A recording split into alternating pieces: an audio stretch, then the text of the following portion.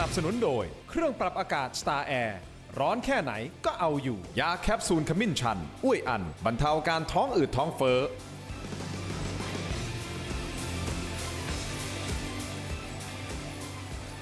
สวัสดีครับต้อนรับทุกท่านเข้าสู่รายการถกไม่เถียงนะครับคุณผู้ชมที่เป็นแฟนรายการและติดตามรายการถกไม่เถียงนะครับก็จะทราบดีนะว่าจริงๆแล้วรายการของเรานะครับเราทำหลากหลายประเด็นในรายการนะครับเพียงแต่ช่วงหลังๆทำประเด็นเรื่องของการเมืองแล้วก็สถานการณ์ตะวันออกกลางนะครับดุเดือดกันเหลือเกิน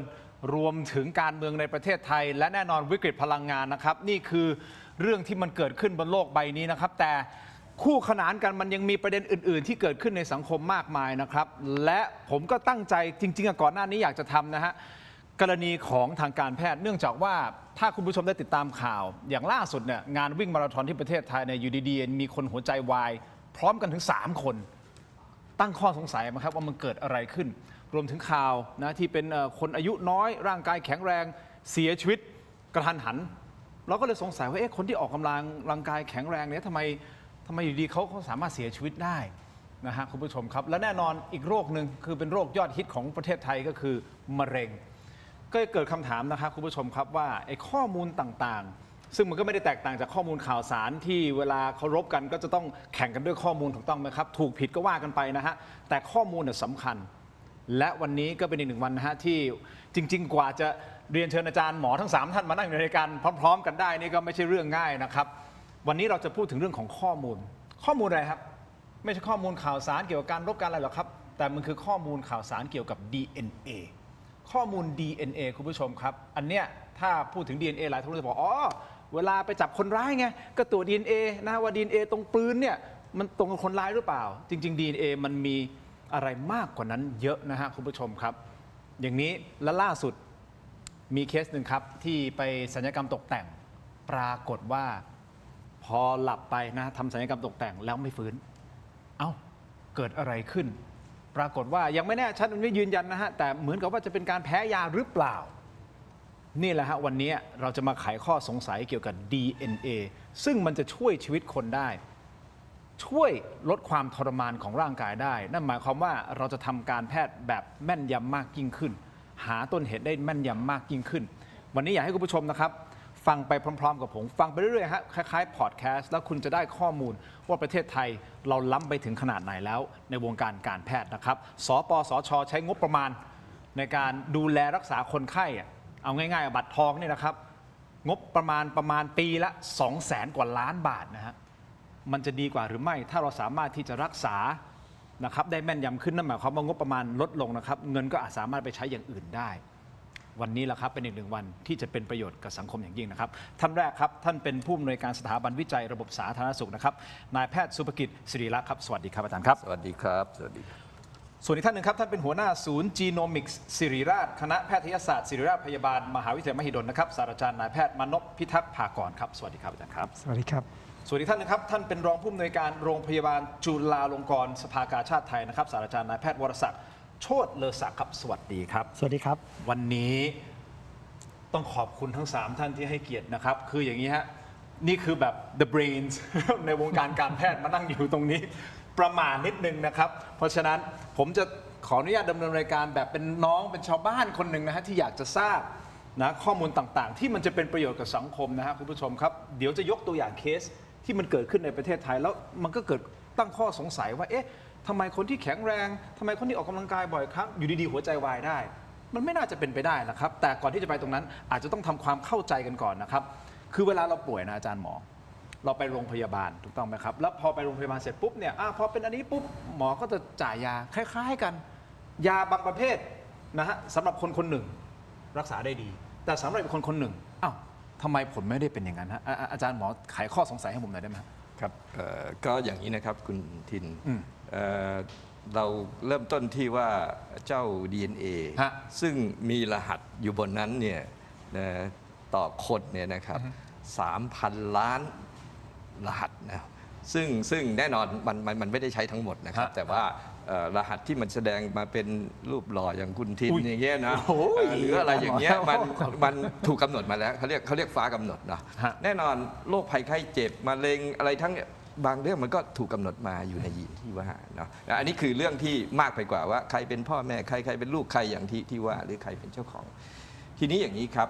เวลาการแพทย์มันเจริญมากขึ้นเรื่อยๆเนี่ยเราก็ค้นพบว่าไอ้เจ้ารหัสพวกนี้แหละมันไขคำตอบจำนวนมากเลยเนาะเช่นก่อนที่คุณจะเป็นมะเร็งเนี่ยอาจจะอายุ 5-60 ถึงจะเป็นนะครับแต่รหัสนี่มันติดตัวมาตั้งแต่แรกเกิดแล้วดังนั้นถ้าเราเห็นว่ามันมีรหัสบางอย่างที่มีความเสี่ยงมีความสัมพันธ์มีงานทางการแพทย์ว่ามีรายงานทางการแพทย์ว่าเฮ้ยถ้าคุณมีรหัสนี้อย่างเช่นเรื่องมะเร็งเต้านม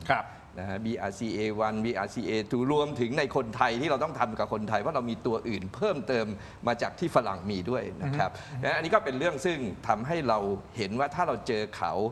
เราก็ไม่ปล่อยเขาไปเป็นมะเร็งระยะท้ายๆใช่ไหมเราก็จะตามเขาอย่างละเอียดดูแลเขาอย่างละเอียดมีอะไรที่ป้องกันได้ที่หลีกเลี่ยงได้ที่จะทำไม่ให้เกิดมันมีปัญหาเรื่องมะเร็งเราก็จะพยายามทำอันนี้ก็จะเป็นประโยชน์ต่อคนไข้ในการที่จะไม่เสียชีวิตจากเรื่องมะเร็งเต้านมนี่ยกตัวอย่างนะครับเรื่องยูกยาเรื่องอะไรทำนองนี้เรากำลังเริ่มมีความรู้มากขึ้นเรื่อยๆคือต้องบอกว่าวันนี้เนี่ยในเรื่องของข้อมูลทางด้านจีโนมหรือรหัสพันธุกรรมของมนุษย์ที่เรากำลังว่ากันเนี่ยโลกทั้งโลกกำลังช่วยกันศึกษานะมันประเทศไทยก็เป็นส่วนหนึ่งที่จะไปทำให้โลกใบนี้เนี่ยมีคำตอบมากขึ้นว่าโรคนี้สัมพันธ์กับยีนอะไรไหมนะครับยาตัวไหนแล้วมียีนตัวไหนถึงทำให้แพ้ยาไหมที่คุณทินพูดมายกตัวอย่างว่าสมัยก่อนไหลตายจำได้ไหมฮะคนงานไปสิงคโปร์ทำงานเสร็จเราก็ไปโทษว่ากินข้าวเหนียวภายใต้กระบอก PVC อะไรเงี้ยเนาะที่จริงมันมียีนตัวหนึ่งที่กำหนดว่าคนที่มียีนนี้มีความเสี่ยงต่อการที่จะตายไปเฉยๆก็คือไหลตายซึ่งแต่ก่อนเราอาจจะไม่ทราบไม่รู้ฉะนั้นอันนี้คือประโยชน์ชัดๆของมันนะครับว่ามันมีไปเพื่ออะไรแล้วเราจะต้องศึกษามันไปเพื่ออะไร เพราะฉะนั้นในร่างกายของผมมี DNA อยู่ 3,000 ล้านใช่ครับรหัสนะฮะใช่ครับต่อหนึ่ง DNA นะฮะแต่ว่าเซลล์คนเราก็มีมากมายอย่างนี้นะฮะเพราะนี่คือสิ่งที่แล้วเทคโนโลยีพวกนี้เป็นเทคโนโลยีที่จริงๆเราเพิ่งสามารถตรวจได้แบบที่เรียกว่าในราคาที่มันเข้าถึงได้จับต้องได้เนี่ยไม่นานมานี้นั่นผมถามแบบง่ายๆก่อนที่ผมจะไปที่ทั้งอาจารย์มานพและอาจารย์วรศักดิ์นะครับความหมายคือถ้าเราสามารถที่จะตรวจไอ้ DNA ตรงนี้ได้มันสามารถที่จะพอบอกได้ว่าผมมีแนวโน้มจะเป็นอะไรได้ใช่ไหมครับถูกต้องครับทีนี้อย่างนิดเดียวบางความผิดปกติที่ปรากฏในรหัสของคุณเนี่ยกับโรคบางโรคเนี่ยวันนี้เรามีข้อมูลค่อนข้างชัดสัมพันธ์กันเยอะมากมีไอ้นี่เดี๋ยวต้องเป็นไอ้นี่โอกาส10-20 เท่าของคนทั่วไปแต่บางอันเนี่ยก็ยังไม่รู้ซึ่งอันนี้ต้องว่ากันต่อไปเนาะเพราะว่าเรื่องการที่จะเอารหัส 3-4 พันล้านมาวิเคราะห์เนี่ยไม่ใช่เรื่องหมูเนาะเพราะฉะนั้นทุกคนต้องช่วยกันทำต่อไปเพราะฉะนั้นเราก็จะเริ่มมีความรู้มากขึ้นเรื่อยๆว่าไอ้อยู่วิ่งไปแล้วตายไปเลยเนี่ยมัน3 คนนี่มียีนตัวนี้เหมือนกันเลยนะเพราะฉะนั้นถ้าใครมียีนตัวนี้คุณกรุณาระวังนะว่าคุณอาจจะเกิดซ้ำรอยแบบนั้นได้แสดงว่าต้องมีการเก็บข้อมูลมาเรื่อยๆสิฮะถูกต้องเก็บมากี่ปีแล้วฮะอาจารย์สำหรับประเทศไทยเนี่ยเราเริ่มโครงการนี้เนี่ยต้องเรียนนี้นะเป็นความภูมิใจของเราว่าในภูมิภาคนี้มีไม่กี่ประเทศในโลกที่ทำนะครับส่วนใหญ่ก็เป็นประเทศที่ร่ำรวยเจริญแล้วในภูมิภาคนี้มีสิงคโปร์กับเราที่ทำเนาะเราทำมาแล้ว 50,000 ในเฟสแรกจบไปแล้วหมายถึง 50,000 ตัวอย่างเลยครับใช่ครับโดยที่แบ่งเป็น 5 กลุ่มนะ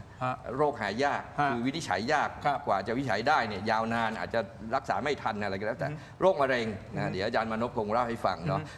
มันสัมพันธ์กับยีนอะไรบ้างยังไงใครควรจะต้องระวังอะไรนะเรื่องของโรคไม่ติดต่อเรื้อรังเบาหวานความดันวันนี้บ้านเราเต็มไปหมดเนาะเยอะมากเพราะฉะนั้นมันมีอะไรที่เกี่ยวข้องไหมเราจะได้เตือนก่อนว่าเฮ้ยคุณเสี่ยงมากนะเพราะฉะนั้นคุณต้องรีบปรับพฤติกรรมของคุณนะเรื่องของโรคติดเชื้อนะแม้กระทั่งทั้งตัวเชื้อโรคเองยีนในตัวเชื้อโรคนะฮะแล้วก็ยีนของคนที่เป็นคนที่ติดเชื้อเนี่ยมันมีความแตกต่างยังไงนะเช่นวัณโรคเนี่ยมันมียีนย่อยยาถ้าคุณกินน้อยไปมันถูกยีนย่อยยาในตัวคุณจัดการไปหมดก็รักษาวัณโรคไม่ได้คุณกินเยอะไปมันก็เกินเนาะและอันสุดท้ายคือเรื่องยีนแพ้ยาแล้วก็มีหลายตัวครับที่ขณะนี้เนี่ยบัตรทองที่คุณทินว่าเนี่ยสปสช.ก็ให้เป็นสิทธิประโยชน์ใครจะกินยาตัวนี้ตรวจก่อนนะคุณไม่มียีนที่แพ้ยาคุณกินได้ปลอดภัยแน่นอนนะไม่ต้องเสี่ยงแบบอดีตแล้วว่ากินแล้วลุ้นว่าตกลงจะผิวลอกตายหรือเปล่าอย่างนี้นะครับเพราะฉะนั้นอันนี้เป็นเรื่องซึ่งเป็นประโยชน์ที่ประเทศไทยทำมา 50,000 แล้วเรากำลังจะขึ้นเฟส 2ครับก็จะทำอีก 200,000 ซึ่งถ้าก็จะทำในมิติที่หลากหลายมีองค์ความรู้ที่เพิ่มเติมขึ้น มีชื่อโครงการไหมครับเวลาเรา ก็ พูดถึง เราใช้คำว่าจีโนมิกไทยแลนด์เลยครับจีโนมิกประเทศไทย โอเค และวันนี้เราตีพิมพ์ งานเรื่องนี้ไปใน โอเค วารสารนานาชาติแล้วเรา โอเค ตีพิมพ์บทความไป 200 กว่า โอเค เรื่องนะครับ ได้ครับอาจารย์ถ้าก่อนที่ผมจะไปที่อาจารย์มานพนิดเดียวสั้นๆนิดเดียวนะครับ คือการเก็บไอ้พวกเนี้ยหลายคนที่ดูชมรายการอยู่อาจจะบอกเฮ้ยฉันเป็นแล้ว มันจะเป็นประโยชน์กับฉันไหมเช่นเบาหวานหรืออะไรมันเป็นประโยชน์ไหมฮะหรือว่าจะเป็นประโยชน์เฉพาะคนที่ยังไม่เป็น โอเค แล้วสงสัยว่าเอ้ยเราไปตรวจก่อนเพื่อที่จะป้องกัน คืออย่างนี้อย่างที่เรียนครับบางเรื่องเนี่ยเราตรวจเพื่อจะวินิจฉัยพูดง่ายๆให้ได้เร็วที่สุดเท่าที่จะเป็นไปได้เนาะเหมือน โอเค ยกตัวอย่าง โอเค ผู้หญิงอายุ 50 ยังไม่เป็นอะไรเลย โอเค แต่วันเนี้ยถ้าเข้าข่ายเสี่ยงมีญาติพี่น้องที่เป็นมะเร็งเต้านม มาตรวจแล้วปรากฏว่าคุณมีความเสี่ยงจำแองจิน่าโจลี่ได้ไหมครับ ดาราดังเลยเนาะเขาเนี่ยมีญาติสายตรงที่เป็นมะเร็งเต้านม แล้วเขาก็ไปตรวจแล้วเขาก็มียีน โอเค เขาก็ตัดสินใจตัดนมทิ้งเลยครับ เพื่อจะลดความเสี่ยงของการมะเร็งเต้านม อ๋อ นี้เป็นต้น โอเค แต่ว่าเราคง โอเค ไม่ได้ไปขนาดนั้นเนาะแต่ โอเค ว่าทีนี้หลายเรื่อง ครับ ยังไม่มีคำตอบต้อง โอเค ต้องค้นหากันต่อไป ได้ครับ ว่าคำตอบคืออะไรครับ ต้องค้นหาไปเรื่อยๆนะครับคุณผู้ชมครับ อย่างนี้ฮะอาจารย์มานพไปที่เคสที่เป็นเคสที่ฮือฮา ครับ ก็คือเคสที่มีคนคนหนึ่งนะครับเป็นทำศัลยกรรมจมูก ปรากฏว่าพอทำไปเสร็จปุ๊บคนไข้ไม่ฟื้น พอไม่ฟื้นเสร็จปุ๊บเนี่ยก็เลยก็ต้องหาสาเหตุว่าทำไมไม่ฟื้น ก็ไปพุ่งเป้าว่าอาจจะเป็นการแพ้ยาหรือเปล่าอาจารย์มานพอธิบายในเคสนี้ยังไงให้เราได้ฟังบ้าง ครับอันนี้ก็เป็นข่าวใหญ่โตเลย ถูก นะ ค ค รั รั บบ ถูกครับ เรื่องที่บางคนก็จะสงสัยว่าเอ๊ะแพ้ยาสลบหรือเปล่าใช่ไหมครับ อ่าฮะ ในช่วงที่มีการทำศัลยกรรม ครับ นะครับแล้วก็หลายคนก็อาจจะได้ยินข่าวว่าเราจะต้อง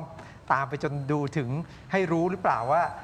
ใครมีนามสกุลไหนที่จะต้องเสี่ยง อ๋อ หรื ใช่ ว่า ใช่ หรือว่า มีนามสกุลออกมา ควเสี่ยงต่ 14นามสกุล เด ใช่ไหม เป็นอย่างนี้เป็นต้นนะครับ ฮะ ก็ต้องยอมรับว่าในอดีตนะฮะถ้าเราจะแพ้ยาอะไรเนี่ยเราต้องเคยได้รับยามาก่อนแล้วเกิดเรื่องนะครับเราถึงจะบอกได้ว่าเราแพ้ยาอะไรเนาะหลังจากนั้นหมอก็จะแนะนำหรือว่าให้บัตรแพ้ยาไปบอก ครับ ว่าถ้าอนาคตนะอย่าไปใช้ยาตัวนี้นะเดี๋ยวก็จะแพ้อีกนะครับแต่ว่าหลายๆอย่างเนี่ยการแพ้ยาเนี่ย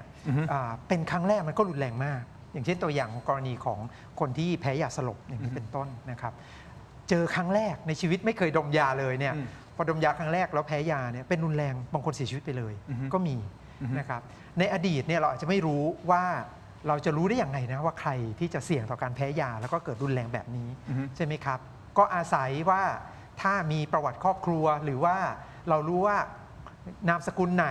เคยมีประวัติมาก่อนเนี่ยก็อาจจะมีการส่งข้อมูลกันนะครับในปัจจุบันนี้เราไม่จำเป็นต้องทำอย่างนั้นก็ได้นะครับเพราะว่าการตรวจยีนเนี่ยเราสามารถบอกได้นะครับว่าใครเป็นกลุ่มที่จะเสี่ยงสูงมากต่อการแพ้ยาโดยเฉพาะอย่างเช่นกรณีของยาสลบเป็นต้นที่อยู่ในข่าวนะครับการตรวจยีนเนี่ยบอกได้เลยว่าใครเสี่ยงสูงเขาควรจะต้องเลี่ยงการดมยาสลบด้วยยานำสลบบางตัวนะคุณหมอดมยาก็จะรู้เลยครับว่ากลุ่มนี้เสี่ยงสูงเขาจะต้องเลิกไปใช้ยาอื่นทำให้เขาสามารถจะป้องกันได้นะครับในทางตรงข้ามถ้าเรายังไปยึดโยงกับการใช้นามสกุลอยู่เนี่ยมันเป็นดาบสองคมนะมันทำให้คนที่มีนามสกุลเดียวกัน แต่เขาอาจจะไม่ได้แพ้ยาก็ได้นะครับอันนี้ก็กลายเป็นการที่ทำให้เขามีความรู้สึกกระอักกระอ่วนก็ได้ก็อาจจะโดนคุณหมอเนี่ยเกิดความกังวลถ้าจำเป็นที่จะต้องดมยาเขาก็อาจจะไม่สามารถที่จะต้องดมยาได้หรือว่าไม่สามารถที่จะเลือกผ่าตัดได้เพราะว่าคุณหมออาจจะกลัวโดยใช่เหตุนะครับในขณะที่ปัจจุบันการตรวจมันสามารถทำได้เลย แล้วก็บอกได้เลยว่าใครแพ้ยาใครไม่แพ้ยานั่นหมายความว่าเราจะไปถึงขั้นที่แบบว่าก่อนที่คนไข้ถ้าไม่เคยมีประวัติอะไรเลย แต่ว่าเฮ้ยกลัวตรวจก่อนที่จะเข้ารับการทำหัตถกรรมอย่างนี้ได้เลยเหรอในหลายยีนที่แพ้ยานะครับเราสามารถทำแบบนั้นได้นะครับในกรณีของการดมยาสลบเองเนี่ยเนื่องจากโอกาสมันไม่ได้เจอบ่อยนะครับบางทีเนี่ยคุณหมอเขาสงสัยหรือว่ามีประวัติมาก่อนนะครับเช่นเคยเป็นมาแล้วครั้งหนึ่งนะครับคุณหมอก็สามารถที่จะตรวจได้ เมื่อตรวจแล้วเนี่ยครับคนในครอบครัวสมมุติว่าเจอและเรียบร้อยคนในครอบครัวเนี่ยครับที่เกี่ยวดองทางสายเลือดเนี่ยเราสามารถเลือกตรวจได้หมดเลยถ้าเราตรวจแล้วใครมียีนเนี้ยครับเราสามารถที่จะบอกเขาตั้งแต่ต้นเลยอนาคตนะครับถ้ามีความจำเป็นที่จะต้องได้รับการผ่าตัดหรือดมยาให้บอกคุณหมอไว้ตั้งแต่ต้นนะครับว่าเขาเนี่ยมียีนแพ้ยานี้อยู่ให้คุณหมอเลือกใช้ยาตัวอื่นทันทีตั้งแต่ต้น จะป้องกันได้ ป้องกันได้ครับ แต่การที่จะมีข้อมูลเหล่านี้มันต้องค่อยๆเก็บไปเรื่อยๆเก็บไปเรื่อยๆเรื่อยๆจนเรามีคลังข้อมูลที่ ใช่ มากพอที่จะรู้ว่าเอาละคนนี้บอกเอ้ยเราไปตรวจยีนแล้วมียีนตัวนี้ที่อาจจะแพ้ยาตัวนี้ ครับ แสดงว่าที่อาจารย์หมอสุกิตบอกว่าต้องเก็บตัวอย่างอีก 200,000 หลังจากนี้ถึงต้องไปเฟส คือ 2 คืออย่างนี้ครับอันเนี้ยคือการเก็บมาเพื่อศึกษาวิเคราะห์ แต่หลังจริงเราได้คำตอบแล้วเนี่ยจริงๆเราก็ไม่ต้องทำในพาร์ทนี้นะฮะคราวนี้ก็เป็นภาคปฏิบัติเลยผมยกตัวอย่างเช่น เราคงไม่ไปตรวจคนไทย 66 ล้านคนนะเพราะว่าค่าตรวจมันแพงมากพอสมควร แต่อย่างที่ว่าเช่นมะเร็งเต้านมเนี่ยเมื่อกี้ที่บอก เราก็จะเลือกตรวจเฉพาะผู้หญิงที่มีความเสี่ยง เช่นมีญาติพี่น้องเคยเป็นมะเร็งเต้านม อันนี้จะคุ้มกว่าถูกไหมฮะแต่คนเดินดินทั่วไปเนี่ยอยู่ๆไปตรวจเขาเนี่ยโอกาสเจอ1 ใน 100,000ในอะไรอย่างเงี้ยไม่คุ้มค่าเนาะ โอเค อันนี้ก็คือเรื่องที่เพียงแต่ว่าเทคโนโลยีมันช่วยให้มั่นใจได้มากขึ้นครับ งั้นผมขออนุญาตไปที่อาจารย์หมอวรศักดิ์นะครับ มีเคสหนึ่งที่ผมเปิดไปตอนต้นรายการนะครับ ไปวิ่งมาราธอนอยู่ดีๆวูบ3 คนเลยหัวใจวาย3 คนเลยนะฮะเราก็แบบนี้ DNA มันมีส่วนเกี่ยวข้องด้วยหรือเปล่าฮะกับเรื่องของหัวใจวายเพราะหลังๆเป็นกันเยอะมาก แล้วมีคนไปป้ายสีนะบอกว่าเฮ้ยมันมาจากไอ้วัคซีนแหละไอ้ช่วงโควิดที่ไปฉีดมาวันนี้มันเห็นผลมันเป็นอย่างนั้นจริงหรือเปล่าอาจารย์หมอผมขออนุญาตนะครับผมต้องพักสักครู่สั้นๆนิดเดียวเดี๋ยวช่วงหน้ากลับมาฟังอาจารย์หมอแบบเต็มๆและมีคุณผู้ชมท่านหนึ่งนะฮะส่งข้อความมาบอกว่าอยากจะให้อาจารย์หมอช่วยหาโรคอันนี้รูมาตอยด์หน่อยอ้าวเข้าทางผมสิฮะเพราะผมโดน diagnose ว่าผมเป็นรูมาตอยด์อาร์ไทรติสนะฮะพักสักครู่ช่วงหน้ากลับมาฟังกันต่อครับ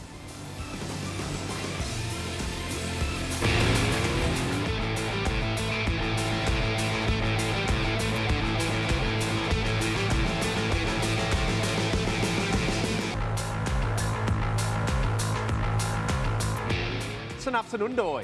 แอปวันดีคอนเทนต์จริตไทยเพื่อคนไทยดาวน์โหลดได้แล้ววันนี้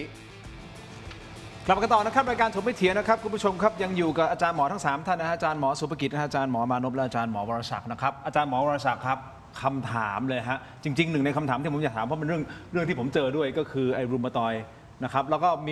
มีคุณผู้ชมทักมาบอกว่านี่รูมาตอยด์ทำไมมันไม่หายขาดเดี๋ยวเป็นแล้วก็สักพักก็กลับมาเป็นอีกอยากให้หาต้นตอของมันแต่ก่อนที่จะไปเคสนั้นเคสเรื่องของการวิ่งมาราธอนแล้วก็หลังๆจะเห็นเยอะนะฮะว่าคนหนุ่มสาวปึ้มหัวใจวายปุ๊บไปเลยทันที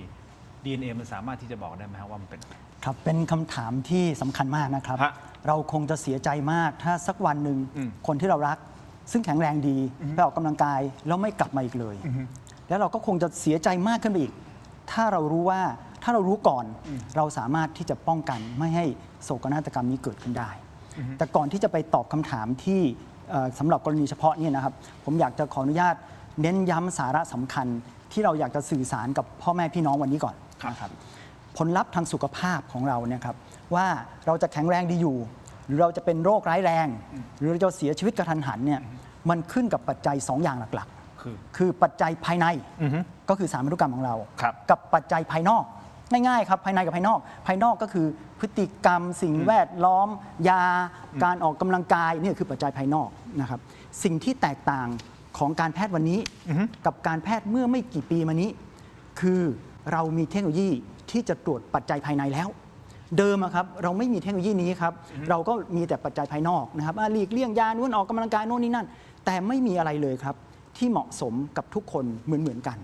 ออกกำลังกายมันก็ดีกับบางคนแต่ออกกำลังกายกับบางคนที่หนักเท่านี้ครับมันหนักเกินไปสำหรับบางคนเพราะเราไม่เหมือนกันครับปัจจัยภายในเราไม่เหมือนกันสิ่งนี้ครับเป็นปรัชญาของชีววิทยาเลยนะครับสิ่งมีชีวิตสปีชีส์เดียวกันแต่ละสมาชิกต้องไม่เหมือนกันครับเพราะถ้าเราเหมือนกันนะครับสักวันหนึ่งสิ่งแวดล้อมที่เปลี่ยนไปแล้วรู้จุดอ่อนเราจะสูญพันธุ์ทันทีครับตายหมดเลย เช่นโควิดนะครับถ้าสมมติมันรู้ว่าเราจุดอ่อนตรงไหนนะครับมันยิงมาทีเดียวเราสูญพันธุ์เลยเพราะฉะนั้นสิ่งที่ธรรมชาติทำก็คือว่าเราต้องหลากหลายเขาว่าครับเพราะเราหลากหลายนะครับต่อให้เกิดอะไรขึ้นแล้วแต่จะมีโควิด2จะมีโรคโน้นแบคทีเรียมาโลกร้อนขึ้น5 องศาเราหวังว่าบางสมาชิกของสปีชีส์เราจะอยู่รอดเกิดจากการที่ปัจจัยภายในเราไม่เหมือนกัน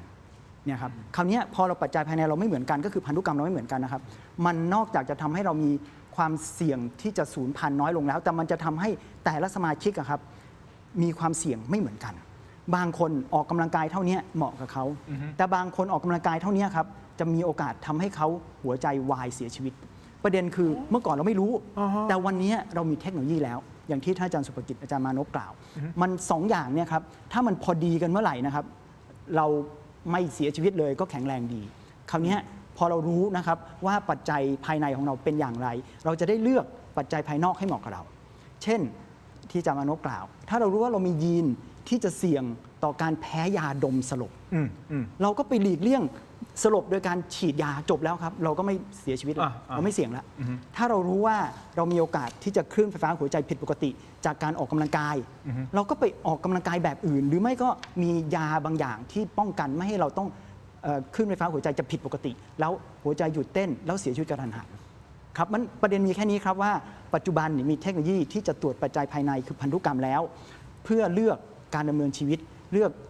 การป้องกันโรคที่เหมาะสมกับตัวเราถ้าคิดอีกอย่างครับก็แต่ละคนมีไพ่3,000 ล้านใบที่ไม่เหมือนกันครับไม่มีใครเหมือนกันเลยในโลกนี้เราจะเลือกเล่นถ้าสมมติเราเดิมนะครับก็คือเราไม่รู้ว่าเรามีไพ่อะไรครับ 3,000 ล้านใบเกมชีวิตเราก็โยนไปเรื่อยๆกับการที่วันนี้เรามีโอกาสดูไพ่ของตัวเองก่อนแล้วเราเลือกเล่นคิดว่าแบบไหนเราจะมีโอกาสชนะในเกมชีวิตมากกว่ากันโอ้อาจารย์ยกตัวอย่างเรื่องไพ่นี่คุณผู้ชมหลายท่านนี่เก็ตเลยนะฮะ ชีวิตประจำวันของเขาเลยนะเรื่องไพ่นี่มันเข้าทางเขาเลยนะพอเห็นภาพเลยนะครับนั่นหมายความว่ากลับมาที่นักวิ่งมาราธอนหมายความว่าถ้านักวิ่ง3 ท่านนี้รู้ก่อนความหมายคืออาจจะด้วยว่าประวัติของครอบครัวอาจจะมีคนเคยหัวใจวายในอายุน้อยๆแล้วอาจจะหัวใจวายในช่วงออกกำลังกายหรืออะไรที่มันต้องใช้ร่างกายเยอะนั่นหมายความว่าถ้าเขาไปตรวจเขาจะรู้ทันทีว่าเฮ้ยเขามีความเสี่ยงในการที่จะออกกำลังกายโดยการวิ่งแบบนี้ครับถูกไหมฮะผมอธิบายอย่างนี้ถูกไหมถูกครับแต่ประเด็นมันคืออย่างนี้ครับว่าเราต้องแบ่งเป็นระดับปัจเจกบุคคลกับระดับนโยบายของประเทศเพราะมันมีเรื่องความคุ้มค่ามาอยู่ด้วยมันไม่ใช่มีเรื่องของเทคโนโลยีว่าตรวจได้อย่างเดียวหรือเปล่านะครับมันถ้าสมมติว่าเอาแค่ตัวเรานะครับถามว่าเทคโนโลยีตรวจเจอตรวจได้ไหมตรวจได้ครับแต่ควรจะทำไหมกับระดับประชากรเพราะคนวิ่งตั้งเยอะแยะโอกาสเสี่ยง3ในเท่าไหร่ก็ไม่รู้เนี่ยนะครับมันคุ้มค่าหรือเปล่าใครจ่ายเนี่ยครับเพราะฉะนั้นทางการแพทย์นะครับก็จะแบ่งเป็นกลุ่มว่ามีความเสี่ยงมากน้อยแค่ไหนควรจะทำแค่ไหนนะครับเช่นมีปัจจัยของตัวเองใจสั่นไหมเคยเป็นลมไหมมีประวัติครอบครัวไหมตรวจร่างกายแล้วหัวใจโตหรือเปล่าเคยตรวจคลื่นไฟฟ้าหัวใจไหมอย่างเงี้ยนะครับถ้ามีความเสี่ยงสูงตรวจยีนเลยแต่ถ้าใครที่มีศักยภาพจะตรวจนะครับอยากตรวจเพราะว่ายังไงหายใจไป5 นาทีก็ได้เงินมาหลายล้านแล้วอะไรเงี้ยนะครับอย่างนี้ก็แล้วแต่ครับแต่กระเป๋าเงินของประเทศเนี่ยเราทุกคนมีส่วนร่วมเป็นเจ้าของมันก็ต้องคิดอีกแบบหนึ่งนะครับมันสรุปว่าเทคโนโลยีกับนโยบายในระดับประเทศก็อาจจะต้องคิดแยกกันครับแต่เทคนิคมันทำได้ครับเราตรวจพันธุกรรมได้หมดเลยครับโอเคเริ่มเห็นภาพมากยิ่งขึ้นนะครับแต่อันนี้คือเรื่องของหัวใจเนาะเรื่องของรูมาตอยด์ล่ะครับอันนี้เดี๋ยวผมถามอาจารย์หมอวิศักดิ์แน่นอนนะฮะแต่ผมขออนุญาตแวะมาที่ อาจารย์หมอ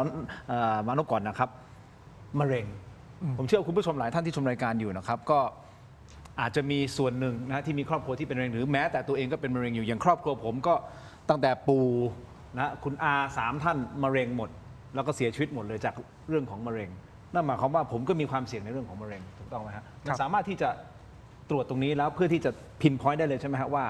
ผมมีความเสี่ยงมะเร็งประเภทไหนและป้องกันครับใช้คำนี้ได้ไหมใช้ได้ครับเพราะว่าจริงๆแล้วเนี่ยคำว่ามะเร็งเนาะเวลาคนพูดคำว่ามะเร็งเนี่ยครับในแต่ละชนิดของมะเร็งในแต่ละอวัยวะมะเร็งลำไส้มะเร็งปอดมะเร็งตับมะเร็งเต้านมมะเร็งรังไข่เนี่ยครับจริงๆแล้วมันคือคนละโรคกันแต่ว่าเราเหมารวมกันว่าเป็นมะเร็งทีนี้มะเร็งหลายชนิดที่คนไทยเจอบ่อยเนี่ยครับปัจจุบันเนี่ยเรารู้ว่ามันมีปัจจัยเสี่ยงทางพันธุกรรมอยู่ไม่น้อยนะมะเร็งที่เจอบ่อยๆอย่างเช่นมะเร็งเต้านมมะเร็งลำไส้มะเร็งรังไข่เนี่ยมีปัจจัยเสี่ยงทางพันธุกรรมเนี่ยสูงหมายความว่าเราตรวจสามารถที่จะบอกได้เลยครับว่ามียีนที่ทำให้เขาเนี่ยเป็นเหตุหรืออนาคตเขาจะเกิดมะเร็งเกิดขึ้นนะครับซึ่งอันนี้ครับเราสามารถที่จะเลือกตรวจแล้วก็บอกได้เลยครับว่าใครจะเสี่ยงต่อการเกิดมะเร็งต่อไปในอนาคตถ้าเขาตรวจเจอยีนกลายพันธุ์เหล่านี้ครับนั่นสำหรับใครที่รู้ว่าครอบครัวตัวเองมีควรจะไปตรวจครับใช่หรือเปล่าสำหรับคนที่มีประวัติครอบครัวนะครับถ้าประวัติชัดเจนเนี่ยสามารถตรวจได้เลยนะครับหรือบางคนที่อาจจะไม่ต้องรอให้มีประวัติครอบครัวก็ได้นะครับแต่ว่าคุณหมอดูแล้วเนี่ยมีลักษณะบางอย่างที่ต้องทำให้ฉุกคิดแล้วว่ามันมีปัจจัยทางพันธุกรรมเช่น เขาอาจจะเป็นคนเดียวในครอบครัวแต่เขาเป็นอายุน้อยมากนะครับหรือว่าเขาเป็นซ้ำหลายรอบ เช่นเขาเป็นมะเร็งเต้านมเป็นข้างซ้ายและอีก2 ปีถัดมาเป็นข้างขวานะหรือว่าเป็นมะเร็งเต้านมแต่ว่าแทนที่จะเป็นผู้หญิงใช่ไหมครับเกิดเป็นผู้ชายแต่เป็นมะเร็งเต้านมซึ่งเจอได้นะครับของเหล่านี้ครับไม่ต้องรอให้มีประวัติครอบครัวก็ได้นะครับเราก็ต้องคิดแล้วว่ามันเป็นเหตุปัจจัยบางอย่างที่ไม่ตรงไปตรงมานะครับอันนี้ก็สามารถตรวจได้และคนไทยเจอเยอะนะครับหลายคนอาจจะคิดว่ามันเป็นเรื่องซึ่งไม่น่าเป็นไปได้เนาะมะเร็งเต้านมเราก็เจอกันทั่วไปแต่ว่าข้อมูลคนไทยนะครับที่มีข้อบ่งชี้ในการตรวจไม่ว่าจะอายุน้อยมีประวัติครอบครัวหรือว่าเป็นมากกว่า1 ครั้งอย่างนี้เป็นต้นนะครับตรวจ7เจอ1นะฮะหมายความว่าผู้หญิงไทยหรือว่าคนไข้ที่เป็นมะเร็งเต้านมเนี่ยครับถ้ามีข้อบ่งชี้แม้แต่ข้อเดียวนะฮะ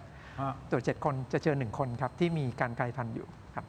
ถ้าเราตรวจก่อนเนิ่นๆเจอว่าเรามีความเสี่ยงตรงนี้มันป้องกันได้ไหมป้องกันได้ครับอย่างเช่นกรณีที่อาจารย์สุภกิจเล่าตัวอย่างให้ฟังกรณีแองเจลิน่าโจลี่นะครับแต่เขาก็ป้องกันแบบตัดออกเลยตัดใช่ครับใช่ครับหน้าอกแต่ว่าการรู้ก่อนไม่จำเป็นว่าต้องผ่าตัดเสมอนะครับเช่นบางคนเนี่ยทราบก่อนว่าตัวเองเนี่ยมียีนเสี่ยงสูงเขาอาจจะเลือกคัดกรองก็ได้นะครับเช่นอาจจะทำอัลตราซาวด์ทำแมมโมแกรมหรือบางคนอาจจะไปเลือกทำ MRI ก็ได้ถ้าเจอลักษณะที่ดูแล้วคุณหมอไม่สบายใจเราสามารถที่จะเลือกตรวจก่อนว่าตกลงเขาเป็นมะเร็งและเริ่มต้นหรือเปล่านะครับการไม่ผ่าตัดก็ได้นะครับก็เฝ้าระวังอย่างเดียวถ้าเฝ้าระวังแล้วเราเจอก่อนระยะเริ่มต้นเนี่ยการรักษาได้ผลดีมากแล้วก็โอกาสหายขาดสูงมากอยู่แล้วครับอาจารย์หมอสุภกิจครับการเข้าถึงแบบนี้การเข้าถึงการตรวจแบบนี้ครับมันมีค่าใช้จ่ายสูงใช่ไหมครับใช่ครับใช่ครับเพราะฉะนั้นแล้วถ้าคุณผู้ชมที่ชมรายการอยู่ที่บอกโอ้โหถ้าค่าใช้จ่ายสูงนี่แต่ฉันก็อยากตรวจนะอยากคือเราต้องกลับมาอย่างที่อาจารย์วศักดิ์พูดนะครับว่าเราคงไม่ไปไล่ตรวจคนไทย60 กว่าล้านคนแล้วเพื่อจะมาหาข้อเท็จจริงอะไรพวกนี้นะเพราะฉะนั้นเราต้องเจาะเป็นเรื่องๆไปผมเรียนอย่างนี้ครับว่าโดยระบบหลักประกันสุขภาพทั่วหน้าของประเทศไทยเนี่ยก่อนที่เราจะให้สิ่งที่เราเป็นสิทธิประโยชน์คือหมายความว่าเข้าถึงได้ไม่ต้องเสียตังค์เนี่ยนะเราต้องประเมินเรื่องความคุ้มค่าก่อนว่าได้กับเสียเนี่ยมันคุ้มค่าต่อการที่จะเอาทรัพยากรของประเทศที่มีจำกัดเนี่ยนะเอาไปเทให้ไหมสมมุติบางโรคเนี่ย100,000เจอคนเดียวนะแล้วก็จะต้องตรวจคนทั้งแสนเพื่อจะบอกว่าเองไม่เป็นแล้วก็หาคนมาได้คนเดียวอย่างเงี้ยความคุ้มค่าแบบนี้อาจจะยังไม่เพียงพอนะเพราะฉะนั้นอย่างเงี้ยถ้าเราแนะนำก็อย่างที่ว่าถ้าท่านมีสตังค์ที่จะจ่ายค่าตรวจซึ่งถ้าค่าตรวจที่อยู่นอกโครงการจีโนมิกไทยแลนด์เนี่ยแพงกว่าในโครงการเราเยอะนะหลายเท่าดังนั้นถ้าท่านมีสตังค์แล้วอยากจะรู้เนี่ยนะครับท่านก็ไปตรวจก็ไม่เป็นไรนะครับก็มีหลายสถานที่ที่ตรวจให้แต่ท่านต้องจ่ายตังค์นะครับไม่ฟรีแต่ถ้าท่านเข้าข่ายเมื่อไหร่อย่างเช่นมะเร็งเต้านมที่ยกตัวอย่างเมื่อกี้นะเป็นญาติสายตรงเป็นอะไรทั้งหลายเป็นคนที่เคยเป็นมะเร็งอย่างเงี้ยอันนี้เราตรวจให้ฟรีเลยแล้วก็ดูแลท่านครบไม่ว่าจะเป็นการป้องกันในการตรวจคัดกรองเร็วขึ้นอะไรขึ้นหรือแม้กระทั่งตอนนี้เท่าที่ผมทราบตัดนมก็อนุญาตออกรัฐก็ออกค่าใช้จ่ายให้นะถ้าคุณอยากจะตัดนมจริงๆเนี่ยนะแต่อันนี้มันคงต้องปรึกษาหารือกันเนาะเพราะว่าแองเจลิน่าเขาคงสตังค์เยอะเพราะฉะนั้นตัดนมไปก็ดีกว่าอะไรอย่างเงี้ยนะครับทีนี้อย่างนี้ครับผมคิดว่าเรื่องพวกนี้ในระยะยาวที่เราพูดเฟส 2เราทำ200,000เนี่ยเพราะเราเห็นว่ามันยังมีแอเรียบางอย่างที่เราอาจจะต้องทำเพิ่มเติมนะครับยกตัวอย่างเช่นดักแด้กับผีเสื้อเนี่ยจริงๆรหัสพันธุกรรมเหมือนกันเป๊ะเลยนะแต่ทำไมผีเสื้อกับดักด้อนคนละเรื่องคนละราวแสดงว่ามันต้องมีอย่างอื่นนอกจากไอ้รหัสพันธุกรรมเนี่ยเนาะเราเรียกว่าเป็นมัลติโอมิกก็คือมีเรื่องอื่นๆที่มาอธิบายว่าเปลี่ยนจากดักแด้ไปเป็นผีเสื้อในขณะที่รหัสมันเหมือนเดิมเนี่ยมันมีปัจจัยอะไรบ้างอันนี้เราก็จะศึกษาต่อเพราะฉะนั้นมันไม่ได้หยุดอยู่แค่นี้นะครับเพื่อเราจะได้อธิบายทุกเรื่องให้มันแล้วใจแล้วที่สำคัญนิดเดียวผมเติมคือว่าเฮ้ยทำไมเราต้องมาลงทุนเนาะ5 ปีเราลงทุนไป 2,000 กว่าล้านนะครับไม่ได้น้อยเนาะเพียงแต่ว่าทำไมเราต้องลงทุนไม่รอฝรั่งเขาทำไปที่เขาศึกษาไปแล้วเราค่อยก๊อปปี้ลอกเข้ามาต้องเรียนอย่างนี้ไม่ได้ฮะเพราะว่าเผ่าพันธุ์ไม่เหมือนกันนั่นมะเร็งเต้านมผู้หญิงไทยที่ตำราฝรั่งบอก BRCA1 BRCA2 ไม่ได้เป็นอย่างนั้นแต่ว่าของไทยก็มีเหมือนกันแต่ไม่ได้มีเยอะมากพอเรายังมี ATM ที่ซึ่งถ้าเราไม่ตรวจแล้วเราไม่มีความรู้เรื่องนี้คนไทยจำนวนจะเสียโอกาสไปโดยสิ้นเชิงนะเพราะฉะนั้นเผ่าพันธุ์เราก็ต้องมีข้อมูลของเรานะครับครับ มีข้อมูลของเราดีที่สุดนะฮะเพราะใครกำข้อมูลไว้มากที่สุดนะจะเป็นประโยชน์มากที่สุดนะครับนอกเหนือจากเรื่องของมะเร็งเรื่องของหัวใจอะไรก็แล้วแต่มันมีอันนึงฮะโรคหายากแล้วก็เดี๋ยวผมจะลีดมาถึงไอ้รูมาตอยเนี่ยนะครับไม่รู้มันเป็นโรคหายากหรือเปล่าเห็นคนเป็นกันเยอะแต่ก็หาสาเหตุไม่ได้นะคุณผู้ชมครับเดี๋ยวขออนุญาตพักสักครู่สั้นๆนิดเดียวเดี๋ยวช่วงหน้ากลับมาขยายต่อกับอาจารย์วรศักดิ์นะครับรูมาตอยอาร์ไทรติสว่าเป็นยังไงนะครับว่าสามารถที่ทำตรวจได้หรือเปล่าข้อที่1ข้อที่2ครับใครที่สนใจนะเรื่องของจีนเรื่องของDNA ตรงนี้นะฮะเดี๋ยวจะมีงานใหญ่ Genomics Thailand งานใหญ่เกิดขึ้นนะฮะพักสักครู่ช่วงหน้าติดตามรายละเอียดครับ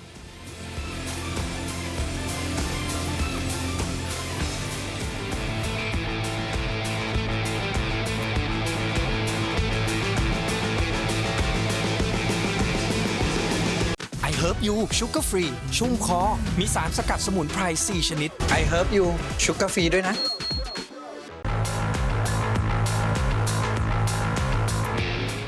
สนับสนุนโดย ยาท่าน้ำขาวหารคู่ 49 บาท ฝาสีฟ้า มีตัวยาฟีนิลซาลิซิเลต I Herb You Sugar Free ชุ่มคอมีสารสกัดสมุนไพร 4 ชนิด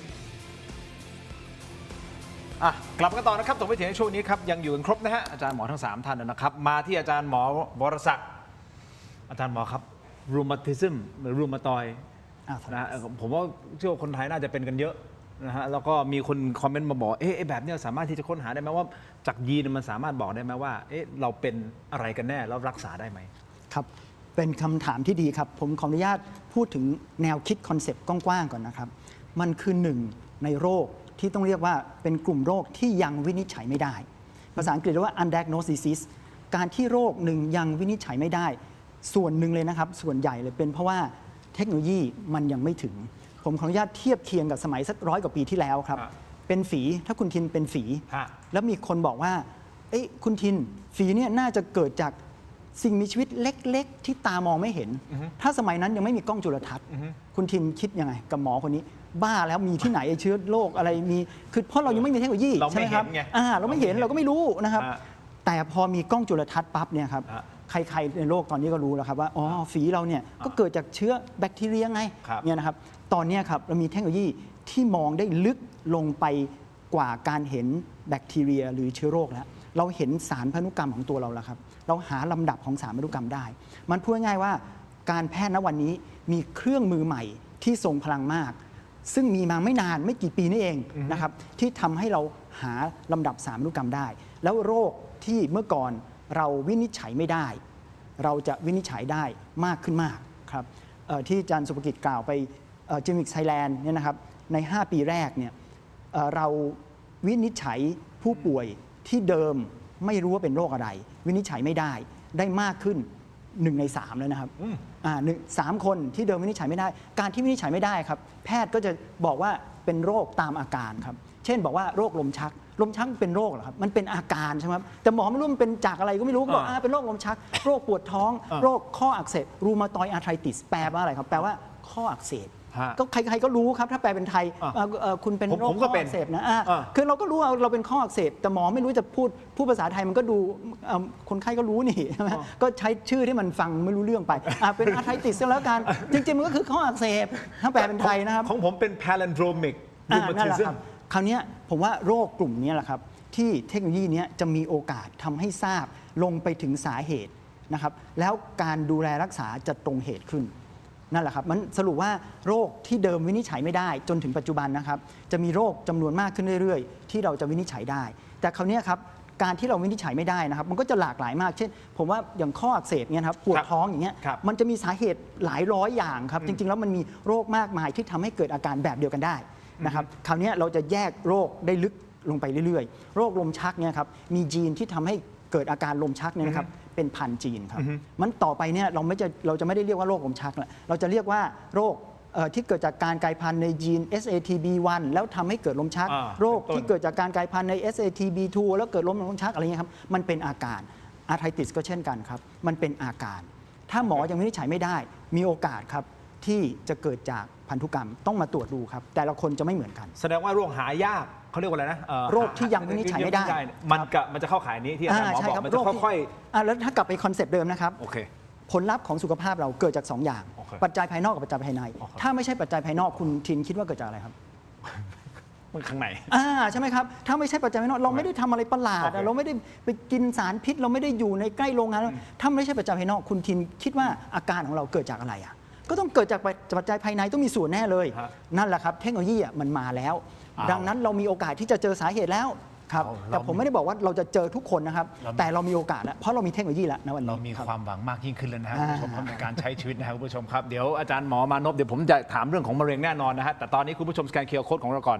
ไปที่ออนไลน์ของเรานะฮะเทโรดิจิทัลใน YouTube Facebook ถกไม่เถียงนะครับเดี๋ยวไปต่อกันในออนไลน์แต่ตอนนี้ก่อนที่จะไปฮะคือ Genomics Thailand กำลังจะมีงานใหญ่ที่จะเกิดขึ้น ถ้าคุณผู้ชมสนใจเรื่องนี้ผมจริง ๆ เชิญชวนเลยนะฮะไปฮะงานจะเกิดขึ้นใน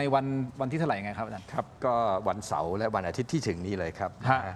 25-26 นะครับ ครับ ที่เซ็นทรัลนะครับ ครับ งานนี้เนี่ยเราออกแบบมาเพื่อเอาใจขาโจโดยเฉพาะนะค อ๋อ รั นะขาโจนะ คือหมายความว่าเราคิดว่าคนรุ่นใหม่เนี่ยเขาจะเข้าอกเข้าใจเรื่องนี้ได้ง่าย แต่จริงๆประชาชนทั่วไปก็เข้าไปได้นะครับ ฮะ เพียงว่าคอนเซปต์ของงานเนี่ยเราจะออกแบบให้มีเล่นเกมมีคอสเพย์มีอะไรสนุกสนาน ฮะ เป็นเรียก edutainment ก็คือว่า อ๋อ ไม่ใช่น่าเบื่อไปนั่งฟังอาจารย์หมอบรรยายอะไรอย่างนี้ไม่ใช่อย่างนั้นนะครับ ไม่เอางั้น เราจะทำอย่างนี้นะครับใน 2 วัน เพราะฉะนั้นผมคิดว่ามีโอ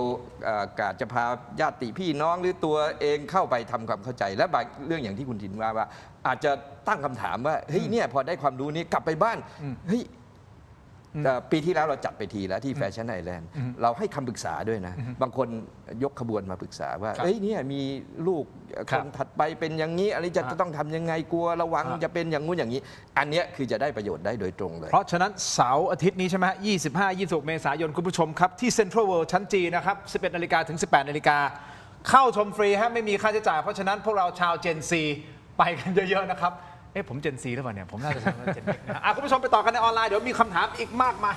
โดยเฉพาะเกี่ยวกับเรื่องของโรคมะเร็งนะครับขอบคุณอาจารย์หมอทั้ง3ท่านก่อนนะฮะทางทีวีนะครับ ขอบคุณครับ เจอกันในออนไลน์ถกไม่เถียงครับสวัสดีครับ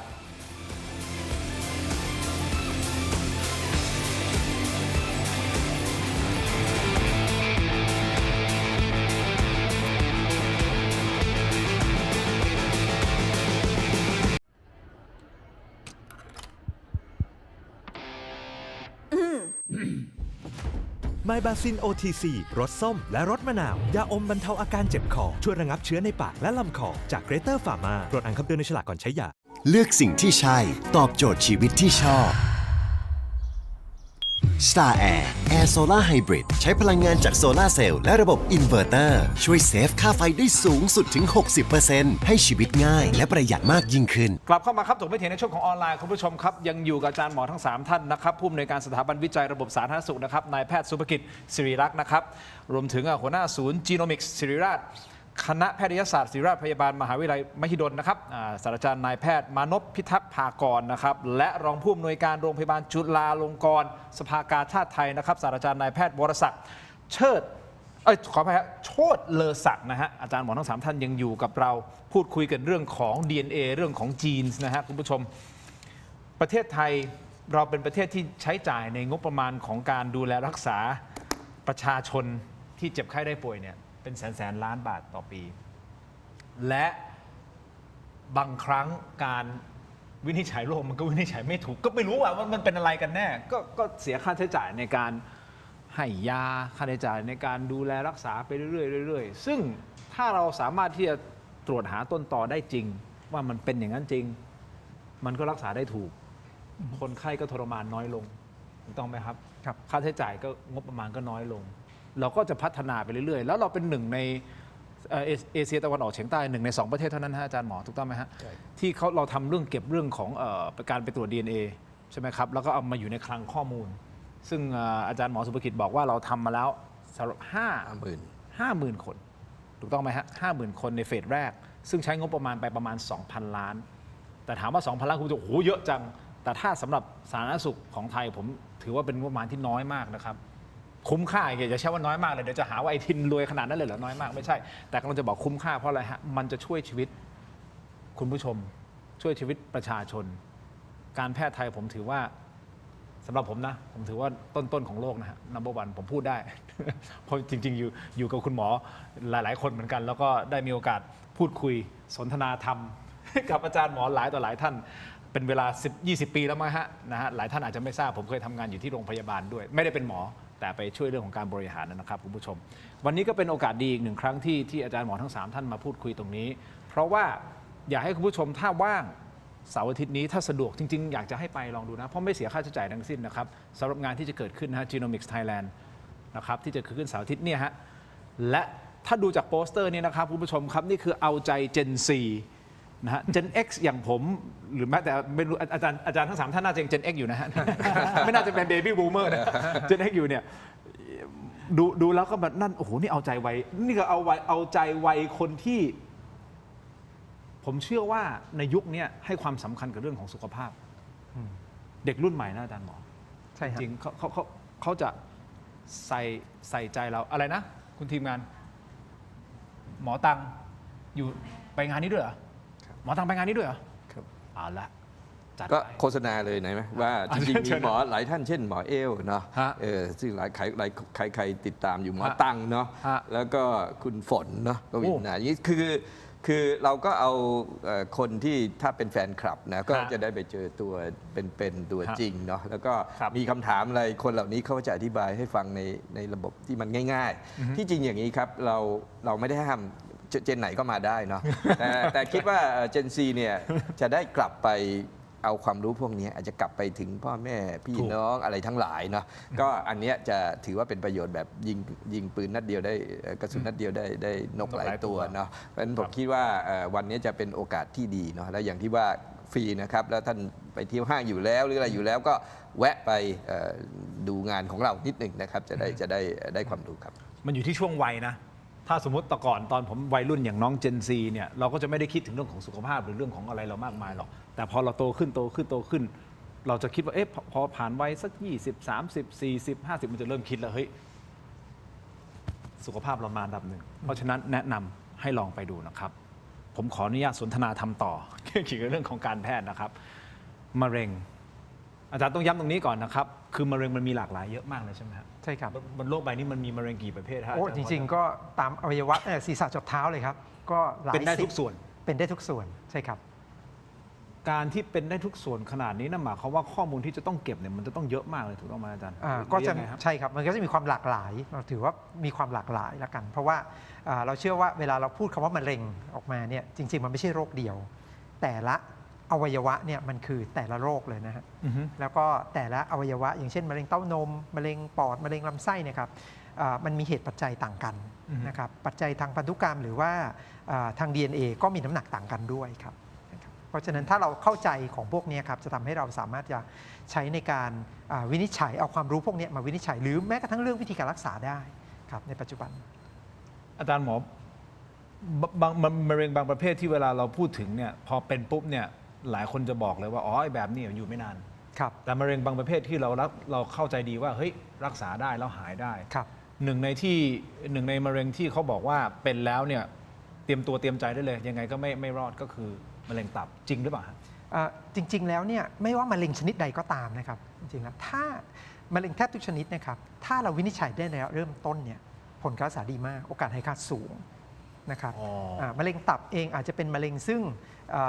ในอดีตที่ผ่านมาเนี่ยมันไม่ค่อยมีวิธีในการที่จะคัดกรอง คนไข้ส่วนใหญ่แต่กว่าจะรู้ก็เป็นระยะลุกลามเนี่ยมันก็เลยทำให้ผลการรักษาไม่ดี อ๋อ หรือแม้กระทั่งในบ้านเราเองเนี่ยปัจจัยที่เราเห็นชัดเจนเลยแล้วก็น่าจะเป็นปัญหาต่อไปในอนาคตก็คือมะเร็งปอด เพราะมะเร็งปอดเนี่ยผมเชื่อว่าในไม่ช้าเนาะน่าจะแซงมะเร็งตับแน่นอนในประเทศไทย เหรอฮะ เป็นสาเหตุการเสียชีวิตอันดับหนึ่ง ปอดนี่นะฮะ ใช่ครับใช่ครับ อย่าบอกนะว่ามาจาก PM 2.5 ที่เขาแก้ไม่ได้สักทีเนี่ยทางภาคเหนือ ส่วนหนึ่งเนี่ยครับเราเชื่อว่าน่าจะเกิดจากมลพิษในอากาศเนี่ยนะครับโดยเฉพาะในกลุ่มที่ไม่มีประวัติสูบบุหรี่นะครับเพราะว่าสัดส่วนของคนที่สูบบุหรี่ในประชากรลดลงเยอะนะครับโดยคนรุ่นใหม่เองเราก็รู้พิษภัยบุหรี่เยอะเพราะฉะนั้นเนี่ยคนรุ่นใหม่สูบบุหรี่น้อยลงมาก อ๋อเขาไม่ได้สูบบุหรี่แบบนั้นแล้วอาจารย์ จริงๆ เขาไปสูบแบบอื่นแล้วคุณพอตอะไรพวกนี้ ถ้าเป็นพอร์ตก็มันเพิ่งเข้ามาแต่ว่าในอดีตที่ผ่านมาเนี่ยโดยรวมก็ยังมีคนสูบบุหรี่สัดส่วนน้อยนะครับเพราะฉะนั้นเนี่ยปัญหาใหญ่ในอนาคตเนี่ยของบ้านเราจะกลายเป็นมะเร็งปอดในคนที่ไม่สูบบุหรี่ซึ่งสัมพันธ์กับมลพิษในอากาศสูง แต่ว่าอย่างน้อยเนี่ยด้านหนึ่งมันมีด้านไม่ดีมันก็มีด้านดีก็คือเรารู้ว่าคนไข้กลุ่มนี้ครับจริงๆแล้วโดยเฉพาะในคนไทยมียีนกลายพันธุ์อยู่ตัวหนึ่งนะครับซึ่งเจอบ่อย ยีนกลายพันธุ์นะครับ ใช่ครับที่ทำให้เกิดมะเร็งเนี่ยครับและยีนเนี่ยครับ เราสามารถที่จะตรวจได้และใครตรวจเจอยีนนี้นะครับปัจจุบันมียามุ่งเป้านะครับแล้วก็ได้ผลดีด้วยครับ อ้าวกลายเป็นว่าคนผู้ชมบางท่านบอกเอาแล้วเฮ้ยเราต้องไปตรวจหมายถึงว่าโอเคเอางี้แนะนำงี้นะไม่รู้อาจารย์หมอทั้ง3ท่านเสริมได้นะครับคุณผู้ชมรายการอยู่นะตอนเนี้ยถ้าฟังมาตั้งแต่ต้นรายการเนี่ยผมเชื่อว่าต้องมีคำถามคล้ายๆผมแหละถ้าอย่างนี้เราไปตรวจดีไหมไปตรวจก่อนเลย ครับ มันควรต้องทำตัวยังไงฮะ ครับจริงๆโดยเทคโนโลยีอย่างที่ท่านอาจารย์สุภกิจหรือว่าอาจารย์จรศักดิ์พูดบอกว่าถ้าถามว่าตรวจได้ไหมตรวจได้เสมอครับจริงๆแล้วเนี่ยเทคโนโลยีเราสามารถตรวจได้ในประเทศไทยด้วยซ้ำไปไม่จำเป็นต้องส่งไปต่างประเทศแต่ว่าการตรวจเนี้ยมันก็แต่ละคนก็จะต้องมีค่าใช้จ่ายเนาะแบกรับค่าใช้จ่ายถ้าเกิดเขาไม่ได้เจ็บป่วยอะไรนะครับการตรวจเนี้ยก็สามารถที่จะทำได้ง่ายๆนะจริงๆแล้วเนี่ยก็ไม่ต่างกับการตรวจเลือดทั่วไปนะครับก็คือเจาะเลือดเท่านั้นเองครับง่ายแค่นั้นเหรอใช่ครับแล้วต้อง specify ไหมต้องบอกไหมครับว่าโอเคให้ไปตรวจ1 2 3 4หรือว่าแค่รอเลือดไปหลอดเดียวแล้วบอกช่วยตรวจยีนให้ผมหน่อยอย่างนี้เหรอครับมันเป็นยังไงฮะขั้นตอนเป็นไงเราก็ต้องถอดรหัสพันธุกรรมจากสิ่งซึ่งเราได้รับสิ่งส่งตรวจมาใช่ไหมครับส่วนใหญ่ก็เป็นเลือดนะครับ DNA เราเนี่ยอยู่ในเม็ดเลือดขาวครับเราก็เจาะเลือดมาแล้วก็ในห้องปฏิบัติการในห้องแลบเองก็จะมีการสกัดเอาเฉพาะเม็ดเลือดขาวออกมาแล้วก็สกัด DNA จากเม็ดเลือดขาวหลังจากนั้นเนี่ยการถอดรหัสพันธุกรรมเนี่ยก็ขึ้นกับว่าเราจะมองหาอะไรนะครับอย่างที่ท่านอาจารย์สุภกิจพูดว่าคนเราเนี่ยมีรหัสพันธุกรรมต้อง 3,000 ล้านรหัสนะทีนี้ถ้าเราต้องการที่จะดูทั้งหมดมันจะใช้เวลานานมากแล้วมีค่าใช้จ่ายสูงมากเลยแต่ถ้าเราต้องการจะดูเฉพาะเรื่องที่เราสนใจเนี่ยเช่นโอเคบ้านใหญ่จะถูกลงบ้านผมมีประวัติมะเร็งตั้งแต่มะเร็งลำไส้มะเร็งถุงน้ำดีอะไรพวกนี้ก็บอกว่ามะเร็งเราดูยีนมะเร็งอย่างเดียวได้ยีนมะเร็งอย่างเดียวใช่ก็แสดงว่าพอยีนมะเร็งนี่คือมันจะครอบคลุมมะเร็งเราก็จะครอบคลุมยีนที่จะเกี่ยวข้องกับมะเร็งที่เราเจอบ่อยๆทั้งหมดได้เลยครับเอาละเริ่มเข้าทางแล้วนี่คือออกค่าใช้จ่ายเองถูกต้องไหมครับถ้าเกิดสบายดีนะครับอันนี้อาจจะต้องเสียค่าใช้จ่ายเองแต่ถ้าเป็นผู้ป่วยแล้วเช่นได้รับการวินิจฉัยว่าเป็นมะเร็งแล้วเนี่ยแล้วมีข้อบ่งชี้อย่างที่ท่านอาจารย์สุภกิจพูดปัจจุบันเนี่ยสิทธิ์เบิกจ่ายเนี่ยสามารถที่จะเบิกได้นะครับในบางชนิดเช่นมะเร็งเต้านมเป็นต้นครับสามารถที่จะตรวจได้ฟรีอาจารย์เสริมหน่อยไหมฮะในประเด็นนี้คือให้คุณผู้ชมได้รับทราบข้อมูลก็คืออย่างนี้ครับตอนนี้อย่างที่บอกว่าเวลาเรามีองค์ความรู้มากขึ้นเรื่อยๆก่อนที่จะไปบอกให้คนไทยตรวจฟรีเนี่ยเราต้องมั่นใจว่ามันคุ้มค่ากับเงินน้อยๆที่เรามีก่อนประเทศมันเป็นเงินประเทศเนาะภาษีของทุกคนถ้าเราบอกทุกคนแห่ไปตรวจใครก็มาตรวจได้อย่างนี้คุณทิมต้องเสียภาษีเพิ่มขึ้นอีกหน่อยนะเพราะฉะนั้นอันนี้เป็นเรื่องซึ่งผมคิดว่าเรามีวิธีว่าหลักการที่เป็นที่ยอมรับว่าเราตรวจแล้วประเมินความคุ้มค่าอันนี้อย่างเช่นกำลังจะออกมาเช่นมะเร็งลำไส้ของอาจารย์มนพเนี่ยประเมินแล้วคุ้มค่าถ้าใครมีปัจจัยเหล่านี้มาตรวจมะเร็งและพบและรักษาก่อนประเทศได้ประโยชน์อย่างเงี้ยนะครับแต่ว่าเราคงไม่ตรวจทั่วไปและอย่างที่เรียนคุณทินว่าวันนี้โลกใบนี้ทั้งใบกำลังช่วยกันทำข้อมูลพวกนี้คุณทินเจาะเลือดวันนี้ยังไม่ต้องวิเคราะห์ก็ได้ 3,000 ล้านเนี่ยนะเอามาวิเคราะห์วันหลังก็ได้แต่ว่ารหัสคุณทินจะไม่เปลี่ยนจนกระทั่งจะเสียชีวิตไปเนี่ยนะก็จะเยอะอย่างเงี้ยเพราะฉะนั้นเราถอยมาที่ว่าเดี๋ยวอาจารย์วรศักดิ์อาจจะให้ข้อมูลเราเลยคิดว่าเราตรวจตั้งแต่ทารกแรกเกิดเลยดีไหมตรวจเขาตั้งแต่ตอนนั้นเลยแล้วมันใช้ประโยชน์ไปจนชั่วชีวิตเขาเนี่ยนะถ้ามีองค์ความรู้ใหม่เมื่อไหร่เราก็กลับลงไปวิเคราะห์อย่างนี้เป็นต้นเนาะเพราะฉะนั้นอันนี้เป็นเรื่องซึ่งเราคงต้องทำกันต่อไปเพื่อจะหาเรื่ององค์ความรู้อย่างนี้ครับอาจารย์วรศักดิ์จะเสริมในประเด็นที่อาจารย์สุภกิจพูดหน่อยนะฮะครับงั้นเรื่องของการตรวจตั้งแต่เด็กเลยนะโอเคมันอย่างนี้นะครับผมขออนุญาตแบ่งเป็น2ท่อนเนาะท่อนแรกใจความที่อยากจะสื่อคือว่าเทคโนโลยีที่เรากำลังใช้ในวันนี้มันเป็นเทคโนโลยีที่ค่อนข้างใหม่และทรงพลังมากออกมาประมาณสัก7 ปีที่ผ่านมานี่เองที่เราใช้เทคโนโลยีณวันนี้อยู่นะครับมันแปลว่าอะไรแปลว่ามันเป็นเทคโนโลยีที่ทำมายากมากนะครับมนุษย์เนี่ยท้าทายตัวเองอยู่เสมออะไรที่เรามีโอกาสจะทำได้เราทำอยู่แล้วคุณทินคิดว่าไปดวงจันทร์ยากไหมแต่ก่อนไม่ไปคิดยากมากถูกไหมเราต้องต้องสามารถที่จะต้านแรงดึงดูดของโลกไปได้เนาะแต่มนุษย์เหยียบดวงจันทร์ได้ตั้งแต่ปี 2512 ประมาณ 57 ปีที่แล้ว57 ปีนะแต่เทคโนโลยีนี้ออกมา7 ปีแปลว่ามันยากกว่าการไปเหยียบดวงจันทร์อีกนะแต่พอมันออกมาแล้วมันทรงพลังแบบนี้นะครับมันก็มีทั้ง2ด้านเนาะมีด้านที่ถ้าเอาไปใช้ดีมันก็ดีมากเลยถ้าเอาไปใช้ไม่ถูกมันก็มีโอกาสจะสร้างผลเสียได้เยอะเหมือนกัน มันอันเนี้ยเป็นใจความหนึ่งครับที่เราอยากจะสื่อกับประชาชน ให้ทราบว่ามันทำอะไรได้ เพราะไม่มีเทคโนโลยีอะไรหรอกครับที่มีแต่ข้อดี มันต้องมีคนที่พยายามเอาไปใช้ในข้อเสียด้วย สร้างปืนมาปืนก็มีประโยชน์แต่มันก็ฆ่าคนได้ มีดมาก็มีประโยชน์แต่ก็ฆ่าคนได้เช่นกัน เทคโนโลยีทุกอย่างนะครับออกมามันมีทั้งข้อดีและข้อเสีย นั่นคือสิ่งที่เราอยากจะสื่อสารกับประชาชนครับว่ามันทำอะไรได้ แล้วแต่ละคนพอมีอาวุธมีปัญญาปุ๊บก็จะสามารถบอกได้ว่าอันนี้มันจริงหรือเปล่า เพราะตอนนี้ก็มีหลายๆบริษัทครับที่เอามันไปใช้ในทางที่ไม่ถูก แล้วหลอกเงินของประชาชน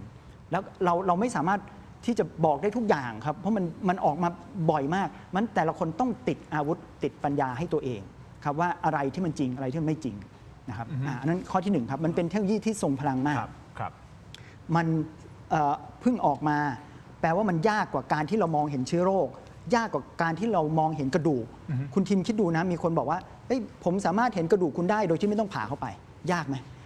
ยากขนาดนี้แต่มันออกมา100 กว่าปีแล้วนะเอ็กซเรย์เนี่ยไอ้นี่7 ปีเองยากกว่านั้นอีก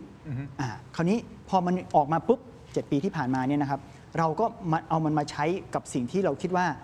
เป็นประโยชน์ที่สุดก่อนได้แก่เอามาวินิจฉัยโรคที่วินิจฉัยไม่ได้เราก็วินิจฉัยไปได้ไอ้ที่ทำมาโรคที่เราวินิจฉัยไม่ได้ตอนนี้เราวินิจฉัยไป1,000 กว่าคนนะครับเราวินิจฉัยไปได้300 กว่าคนแล้วก็คือ1 ใน 3แล้วนะครับแล้วเราก็พยายามจะทำให้ตัวเลขตัวนี้มากขึ้นเรื่อยๆมันตอนนี้เรามีเทคโนโลยีใหม่เราเอามาวินิจฉัยโรคที่ยังวินิจฉัยไม่ได้แล้วก็นำมาซึ่งการรักษาที่ตรงเหตุเสร็จแล้วท่อนต่อไปแล้วทำไมเราต้องรอให้เขาเป็นผู้ป่วยด้วยล่ะในเมื่อพันธุกรรมของเราเหมือนเดิมตั้งแต่ก่อนเราเกิดจนกระทั่งวันนี้จนกระทั่งหลังเราตายดังนั้นถ้าเรารู้ก่อนที่เขาจะมีอาการตั้งแต่แรกทำให้เขาไม่ต้องมีอาการไม่ต้องเป็นผู้ป่วยได้ไหมทำให้เขาแข็งแรงดีเปลี่ยนจากวินิจฉัยแล้วรักษามาเป็นคัดกรองแล้วป้องกันอีกทีนะครับจากการที่ต้องรอให้เขามีอาการแล้วมาวินิจฉัยแล้วรักษาเป็นคัดกรองแล้วป้องกันไม่ให้เขามีอาการตั้งแต่แรกมันตอนนี้เราเริ่มมีโครงการที่ตรวจทารกแรกเกิดเลยนะครับกลางมาเหมือนมีไพ่นะครับน้องคนนี้ไพ่ 3,000 ล้านใบมีใบอะไรบ้างมี2 ดอกจิกมีโพดำมีโน่นนี่นั่นปอก8 ปอก 9ทันทีนะน้องอีกคนนึง3,000 ล้านใบเขามีอะไรแต่ละคนมีความเสี่ยงไม่เหมือนกันคนนี้นะต่อไปถ้าจะไปเสริมจมูกอย่าใช้ยาดมแบบนี้นะมีโอกาสที่จะไข้สูงแล้วเสียชีวิตคนโน้นเหรออย่าใช้ยานี้ใช้แล้วจะแพ้ผิวลอกเสียชีวิตอย่างเงี้ยคนนี้เหรอเดี๋ยวจะมีโอกาสเป็นเบาหวานชนิดโน้นนี้นั้นคนนี้ไขมันจะสูงแล้วจะหลอดเลือดอุดตันควรจะไปมีชีวิตแบบนี้แบบนั้นอย่างเงี้ยนะครับอันนี้ยังเป็นโครงการอยู่นะครับเนื่องจากว่าค่าใช้จ่ายยังสูงมากมันตอนนี้เราต้องหาข้อมูลก่อนว่ามันมีประโยชน์แค่ไหนแล้วสักวันหนึ่งครับมันจะเข้าสู่ระบบสาธารณสุขมันตอนนี้เทคโนโลยีมันทำได้นะครับเรากำลังหาข้อมูลเพิ่มอันที่ทำไปแล้ว7 ปีเนี่ยอะไรที่มีประโยชน์ไปแล้วมันเข้าสู่สาธารณสุขไปแล้วถูกครับนะครับอะไรที่ยังเป็นการวิจัยอยู่ก็ดำเนินการอยู่อย่างเข้มข้นแล้วประเทศไทยจะเป็นประเทศหนึ่งครับที่สามารถใช้เทคโนโลยีนี้ให้เป็นประโยชน์กับระบบสาธารณสุขและสุขภาพคนไทยได้เป็นประเทศแรกๆในโลกครับคุณดินผมเติมประเด็นที่อาจารย์หมอวรศักดิ์พูดเรื่องว่ามันมีบวกมันก็มีลบเนาะวันนี้เราถึงจริงๆอยากออกอากาศเพื่อให้ทุกคนเข้าใจเนาะก็มีคนเอาไปใช้เช่นตรวจพรสวรรค์ลูกอย่างเงี้ยไปเสียเงิน 2-3 หมื่นเพื่อจะตรวจว่าให้คุณควรจะส่งลูกคุณไปเป็นนักกีฬาไปเป็นนักดนตรียังไม่จริงนะผมคิดว่าอันเนี้ยเป็นเรื่องที่ต้องทำความเข้าใจนะอย่าไปหลงเชื่ออะไรเงี้ยเอาสถิติบางอย่างที่มันมีความสำคัญกันเล็กๆน้อยๆเอามาสรุปว่ามันเป็นอย่างนั้นทีนี้เราห่วงอะไรว่าถ้าไปเชื่อตามนั้นเนี่ยนอกจากเสียตังค์แล้วเนาะลูกอาจจะเสียโอกาสนะเพราะว่าไปเชื่อข้อมูลผมยกตัวอย่างง่ายๆสถาบันของเยอรมัน Max Planck Institute เขาเอาเส้นผมของบีโธเฟนที่ตายไป200 ปีแล้วเนี่ยนะเอามาตรวจ DNA ปรากฏว่าบีโธเฟนที่เรารู้จักกันเนี่ยไม่มีถ้าดูตาม DNA เนี่ยนะไม่มีขีดความสามารถด้านดนตรีอะไรเลยงั้นเรายังล้อกันว่าถ้าพ่อแม่บีโธเฟนเชื่ออย่างนี้แล้วไม่ส่งเสริมให้บีโธเฟนทำเรื่องดนตรีเราจะไม่มีกวีคีตกวีเอกของโลกอะไรอย่างนี้นะเพราะฉะนั้นอันนี้ผมคิดว่าต้องระมัดระวังรวมถึงมุมอื่นๆที่เราเรียกว่า ELSI คือ ethical legal แล้วก็ social implication ก็คือว่าผลกระทบด้านลบที่อาจจะเกิดสังคมซึ่งใน Genomic Phase 2เราจะทำเรื่องนี้ยกตัวอย่างง่ายๆบริษัทประกันบอกคุณทินจะมาประกันกับผมไปตรวจยีนมะเร็งมาก่อน ถ้ามียีนมะเร็งผมไม่รับประกัน เอ้า ใช่ไหมอย่างนี้ยุ่งใช่ไหมยุ่ง งานเข้าเลยอย่างนั้น อย่างนั้น ครับ เพราะฉะนั้นหรือว่า ยกตัวอย่างให้ชัดเลยผมเป็นเศรษฐีหมื่นล้าน มีลูกสาวสวยอยู่คนเดียว ฮะ ใครจะจีบลูกสาวผมไปตรวจ DNA ก่อนมีโรคบางอย่างจะทำให้ลูกสาวผมเป็นไม่ผมไม่รับคุณเป็นลูกเขยยุ่งเลยนะอันนี้มันมีผลกระทบทางเหมือนสมัยหนึ่งที่เราบอกว่า ฮะ ก่อนเข้างานเนี่ยห้ามตรวจ HIV AIDS จำได้ไหมมีบางบริษัทบอกต้องตรวจ HIV AIDS เนาะไม่อยากรับเข้าทำงานยุ่งเลยนะ เพราะว่ามันจะมีผลกระทบในทางลบมากมาย ซึ่งตรงเนี้ยเราคงต้องคิดกันต่อไปว่าไม่ใช่ด้านบวกด้านเดียว ด้านลบก็ต้องพยายามหาทางทำความเข้าใจหรือป้องกันด้วยนะครับ ถ้าคุณผู้ชมบางท่านฟังมาทั้งหมดนะถ้าคุณผู้ชมบางท่านรู้สึกว่าเฮ้ยฉันเป็นโรคที่มันหาสาเหตุไม่ได้ที่อาจารย์หมอวรศักดิ์บอกอาจารย์หมอนพบอกเนี่ยแต่อยากจะเป็นอาสาสมัคร อันนี้ผมถามเผื่อเลยนะฮะหรือแม้แต่ตัวผมเนี่ยที่บอกว่าเป็น palindromic rheumatoid arthritis เนี่ยนะครับก็ทุกวันนี้ก็ยังหาสาเหตุไม่ได้นะฮะอยู่ดีๆนิ้วบวมสลับกันบวมนะฮะเดี๋ยวนิ้วชี้บ้างเดี๋ยวนิ้วก้อยบ้างเดี๋ยวนิ้วโป้งบ้างนิ้วก็บวมเสร็จปุ๊บ2 วันหายเสร็จปุ๊บบางทีก็หายไปเป็นเดือนแล้วก็กลับมาเป็นอีกบางทีเป็นถี่ด้วย อย่างนี้ผมสามารถเป็นอาสาสมัครได้ไหมเอาอาจารย์ครับเอา DNA ผมไปตรวจแล้วครับเผื่อจะเจออะไรที่มันเป็นโรคหายากมันทำได้ไหม ครับจริงๆทำได้นะเฟสหนึ่งนะของโครงการจีโนมิกประเทศไทยนะฮะอย่างที่ท่านอาจารย์สุภกิจพูดเนี่ยเราก็เปิดรับอาสาสมัครนะครับเมื่อ 7 ปีที่แล้วนะครับเราก็เปิดรับอาสาสมัครก็ใครที่เป็น1 ใน 5 กลุ่มนี้เนี่ยครับสามารถที่จะติดต่อในสถานพยาบาลหรือว่าโรงพยาบาลในเครือข่าย ซึ่งเรามีต้อง 20-30 แห่งนะฮะของโครงการเนี่ยครับสามารถเข้าร่วมเป็นอาสาสมัครโครงการได้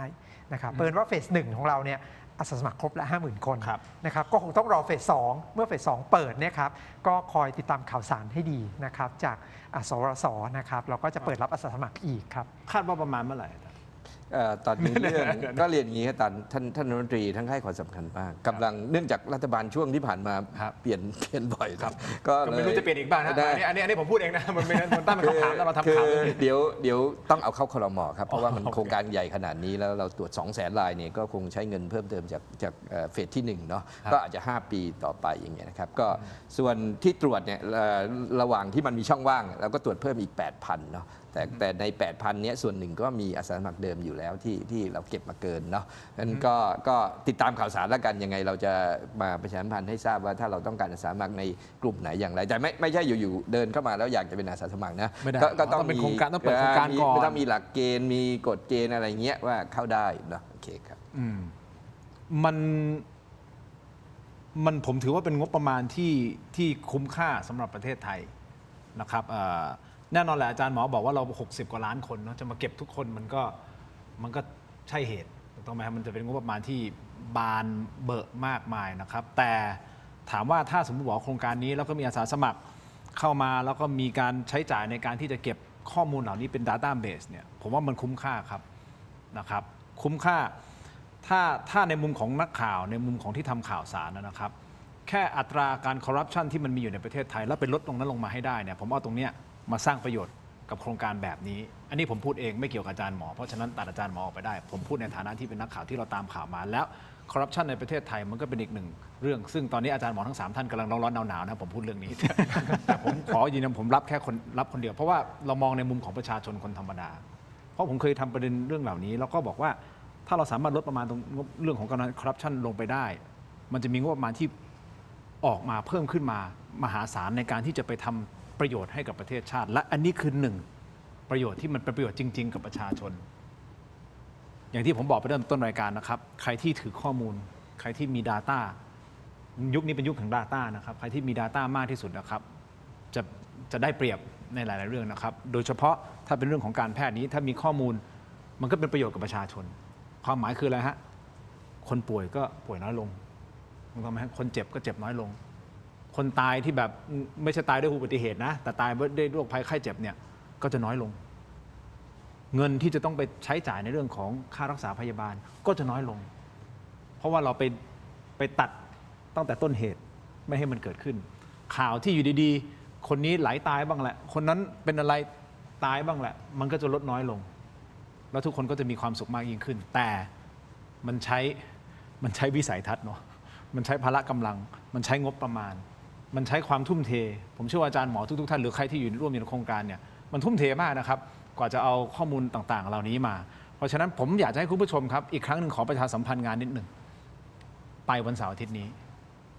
ไม่ต้องเสียค่าใช้จ่ายทั้งสิ้นครับเข้าไปงานนี้คุณผู้ชม Central World ด้วยไปเลยฮะ Central World ที่ชั้นจีลานกิจกรรม E1 นะฮะซึ่ง Central World นะครับคุณก็ถือโอกาสพาคุณพ่อคุณแม่ไปกินข้าวดูหนังไปซื้อของนะครับถ้าว่างๆก็แวะไปที่ร้านชนรมทีก็ได้นะฮะชั้น1ฮะ ชั้น 2โปรโมทสินค้าตัวเองซะงั้นอยู่เซ็นทรัลเวิลด์เหมือนกันนะครับไม่ได้ผมอาจจะไปนะฮะงานนี้นะตั้งแต่ 11 นาฬิกาตอนเช้าใช่ไหม11 โมงจนถึงประมาณสัก 18 นาฬิกาซึ่งกิจกรรมนี้อาจารย์หมอทั้ง3ท่านบอกแล้วจะเป็นกิจกรรมที่มันจะสนุก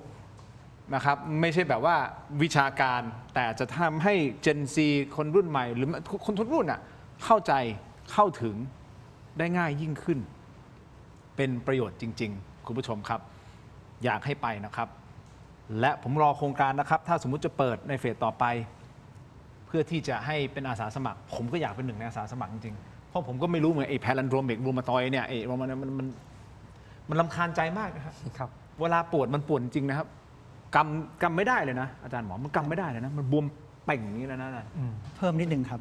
โรคที่ยังวินิจฉัยไม่ได้เนี่ยมีประมาณ400 ล้านคนทั่วโลกนะครับโลกเราเนี่ยมีประมาณ8,000 ล้านคนมีประมาณสัก 300-400 ล้านคนครับที่อยู่กับโรคที่ยังวินิจฉัยไม่ได้เป็นประเด็นสุขภาพเป็นประเด็นทางสาธารณสุขของทั้งโลกนะครับมันตอนนี้ทั้งโลกเนี่ยมุ่งเน้นเทคโนโลยีนี้กับโรคที่ยังวินิจฉัยไม่ได้เพราะเทคโนโลยีนี้เป็นความหวังเลยครับที่จะทำให้เราวินิจฉัยได้แล้วนำมาซึ่งการดูแลรักษาที่ตรงเหตุเดิมมันไม่มีเทคโนโลยีครับมันก็วินิจฉัยไม่ได้สิใช่ไหมครับแต่ตอนนี้มีเทคโนโลยีแล้วเรามีโอกาสแล้วที่จะวินิจฉัยมันได้แล้วมันก็แสดงให้เห็นแล้วครับว่ามันทำได้ครับนั่นหมายความว่าในวันข้างหน้าในอนาคตไอยาที่เป็นยาเจเนริกให้ไปให้ศาสตร์ให้ไปเนี่ยมันก็จะลดน้อยลงก็จะเป็นยาที่ให้เฉพาะตรงเหตุตรงเหตุมากกว่าไพ่ของเรามันมาถึงแล้วครับวันนี้มันเป็นอย่างนั้นแล้วครับสำหรับบางกลุ่มโรคที่เรารู้ถึงยีนนะครับแต่แน่นอนครับมนุษย์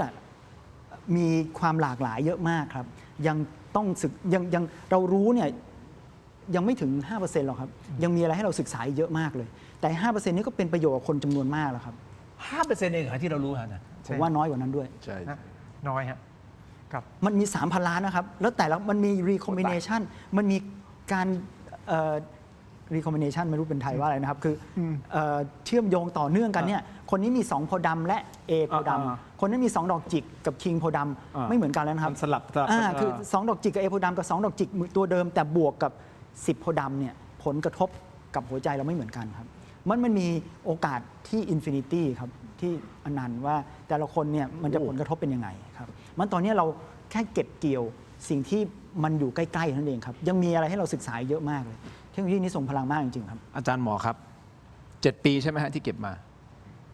อีก5 ปีถ้ารายการผมยังอยู่นะฮะเรียนเชิญอาจารย์ของทั้ง3ท่านกลับมาอีกทีหนึ่งไม่รู้วันนั้นเราจะมีข้อมูลเพิ่มเติมจาก 5% ขึ้นมาเยอะมากแน่ๆครับทั้งโลกตอนนี้ทุ่มเทเยอะมากครับต่างประเทศเขาก็ทำเยอะทำครับอเมริกายุโรปนี่เยอะมากเป็นล้านแล้วอเมริกานี่ก็1 ล้านคนที่ทำเราแค่5 ตัวเขาเป็นล้านคนจีนนี่เยอะกว่านั้นนี่ครับโทษนะฮะนิดเดียวสั้นๆผมอยากรู้ว่าถ้าสมมติเราทำไอ้ข้อมูลเหล่านี้เนี่ยมันจะเป็นประโยชน์กับต่างประเทศด้วยไหมฮะหรือว่ามันแค่เฉพาะประเทศไทยโลกทั้งโลกเรียนรู้ไปด้วยกันเนี่ยบางเรื่องเราก็เริ่มต้นจากเขาก่อนนะเขามีข้อมูลมาอย่างนี้เราก็เอามาดูของเราซิว่าเป็นยังไงแต่อย่างที่ผมบอกว่าพอเผ่าพันธุ์ไม่เหมือนกันเนี่ยนะเราก็บอกเขากลับไปว่าเฮ้ยที่ยูเจออย่างนี้นะของไอเจออีกแบบหนึ่งนะเพิ่มเติมเข้ามามันแชร์กันได้ถูกครับเพราะฉะนั้นเราตีพิมพ์ในวารสารระดับโลกเนี่ยไปเป็นหลายร้อยบทความเนาะและบทความหลายอันก็เป็นของใหม่นะที่โลกใบนี้ไม่เคยมีมาก่อนนั้นก็ช่วยแต่ว่าอย่างนี้ครับว่าข้อมูลพวกนี้มันเป็นแอสเซทเนาะเป็นสมบัตินะ50,000ที่เรามีอยู่ในมือนี้มีค่ามากนะบริษัทหลายเอกชนหลายแห่งบอกว่าถ้ายกให้เขาเนี่ยเขาจะจ่ายค่าตอบแทนคืนมาเยอะแยะไปหมดนะอันนี้เราต้องระมัดระวังวันนี้เนี่ยขออนุญาตประชาสัมพันธ์เลยว่านักวิจัยไทยที่จะทำวิจัยเพื่อประโยชน์สาธารณะนะเข้าถึงข้อมูลที่เรามีเนี่ยฟรีนะ เพียงแต่ว่ายื่นพูดง่ายสิ่งที่อยากจะทำมาให้เรามีกรรมการชุดหนึ่งดูคุณไม่ได้เอาไปดูเล่นๆนะเอาไปทำไม่มีประโยชน์อะไรนะคุณจะต้องมีเงื่อนไข1 2 3เพื่อไม่ให้ข้อมูลมันมีปัญหานะอย่างเงี้ยเรา provide ให้นะครับมีแอปพลิเคชันมาหาเราสัก 4-50 รายการแล้วเราก็พิจารณาทยอยก็คนนักวิจัยไทยก็จะได้ใช้ประโยชน์นะแม้ว่าเขาจะไม่ได้เป็นคนดูอาสาสมัครมาแต่แรกด้วยก็ตามทีนะอันเนี้ยคือจะได้ให้งานวิจัยมันออกมาคำตอบที่คุณทินถามหลายๆเรื่องที่ยังไม่มีมันก็จะมีมากขึ้นเรื่อยๆครับ มันมีเส้นบางๆด้วยนะครับเรื่องของพาณิชย์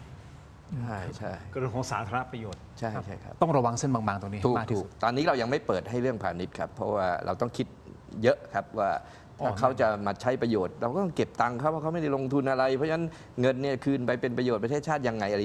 ขอว่ารายละเอียดกัน แต่ถ้าทำเพื่อประโยชน์สาธารณะนี่เรายินดีเลยครับไม่มีปัญหา โอเคทำให้ผมมีความหวังในการใช้ชีวิตมากยิ่งขึ้นในสังคมนี้นะฮะคุณผู้ชมครับเชื่อว่าคุณผู้ชมก็น่าจะมีความหวังมากยิ่งขึ้นนะครับแล้วผมก็หวังว่าโครงการนี้คุณผู้ชมจะไปเยี่ยมชมนะฮะในวันเสาร์อาทิตย์ที่จะถึงนี้นะครับ 25-26 เมษายนนี้นะครับวันนี้อาจารย์ทั้ง3ท่านมาให้ความรู้กับเราผมได้ความรู้ครับแต่สิ่งที่ผมอยากจะให้อาจารย์หมอทั้ง3ท่านได้จากผมก็คือของดีจากเราสปอนเซอร์ของเราครับ ผมขออนุญาตอาจารย์มาขายของผมแล้วผมขออนุญาตขายของกลับครับของดีฮะโอเคคุณผู้ชมรู้ว่าผมมาเปิดร้านขายของชำในรายการถกไม่เถียง ในช่วงของออนไลน์คุณผู้ชมครับนี่นะฮะอันนี้ให้อาจารย์ได้ไปลองนะฮะอาจารย์หมอคือรายการเราอยู่ได้ก็เพราะว่า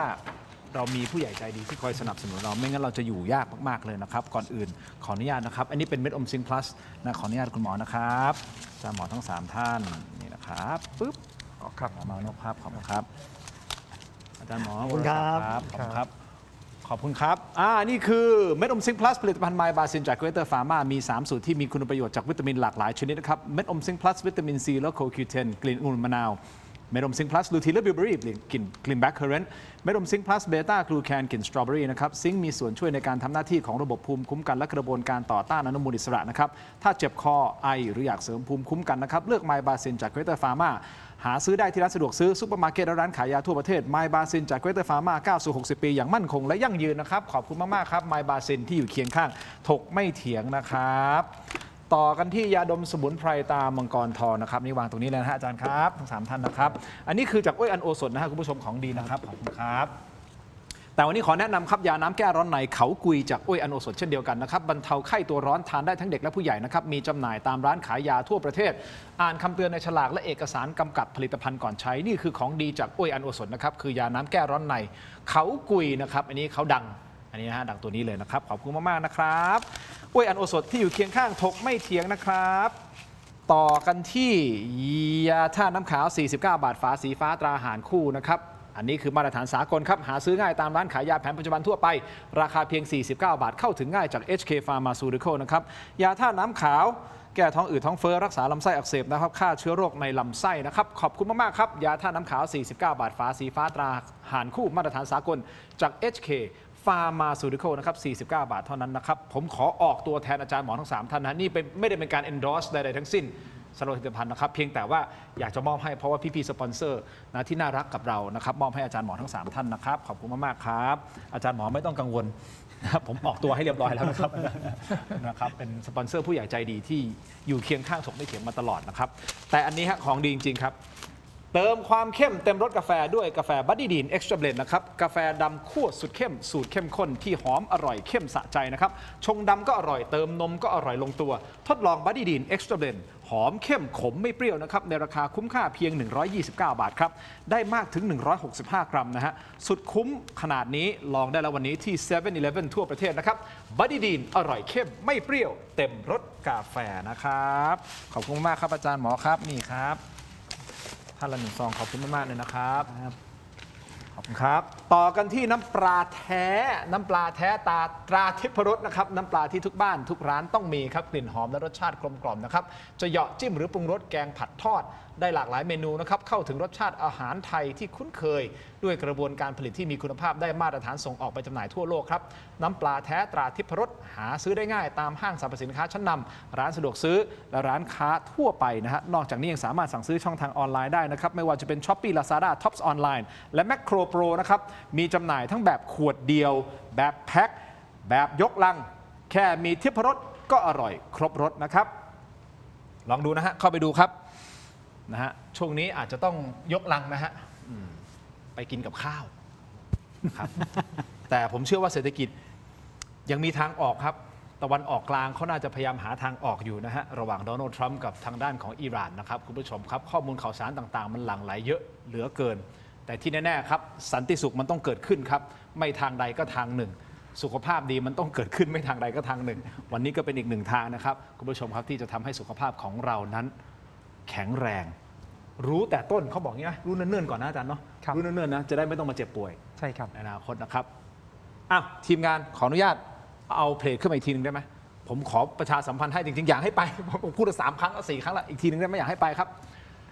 เสาร์อาทิตย์นี้ครับคุณผู้ชม Central World ครับชั้น G ลานกิจกรรมนะฮะ E1 นะฮะวันที่ 25-26 เมษายนนี้นะครับตั้งแต่ 11 นาฬิกาจนถึง 18 นาฬิกาเป็นต้นไปกิจกรรมต่างๆมากมายจะเกิดขึ้นในงานนี้ Genomics Day 2026 From Legacy to Liberty นะครับมีคำถามอะไรผมเชื่อว่าที่งานจะมีข้อมูลให้กับท่านไม่ต้องเสียค่าใช้จ่ายใดๆทั้งสิ้นครับนี่คือประโยชน์ของประเทศชาติขอบคุณอาจารย์หมอทั้ง3ท่านนะครับมีคุณผู้ชมถามว่าอาจารย์หมอทั้ง3ท่านอยู่ที่ไหนยังไงบ้างนะครับเดี๋ยวผมขออนุญาตแนะนำทั้ง3ท่านอีกครั้งหนึ่งแล้วผมขออนุญาตจบตรงนี้นะครับก็คือผู้อำนวยการสถาบันวิจัยระบบสาธารณสุขนะครับนายแพทย์สุภกิจศิริลักษณ์นะครับหัวหน้าศูนย์จีโนมิกส์ศิริราชคณะแพทยศาสตร์ศิริราชพยาบาลมหาวิทยาลัยมหิดลนะครับศาสตราจารย์นายแพทย์มานพพิทักษ์ภากรนะครับและรองผู้อำนวยการโรงพยาบาลจุฬาลงกรณ์สภากาชาติไทยนะครับศาสตราจารย์นายแพทย์วรศักดิ์โชติเลอศักดิ์นะครับขอบคุณอาจารย์หมอทั้ง3ท่านวันนี้ที่มาร่วมรายการกับเราเป็นความรู้และเป็นประโยชน์กับประเทศชาติจริงๆนะครับขอบคุณมากๆครับอาจารย์ครับอาจารย์ครับขอบคุณครับขอบคุณคุณผู้ชมที่ติดตามรายการถกไม่เถียงนะครับลาไปก่อนครับสวัสดีครับ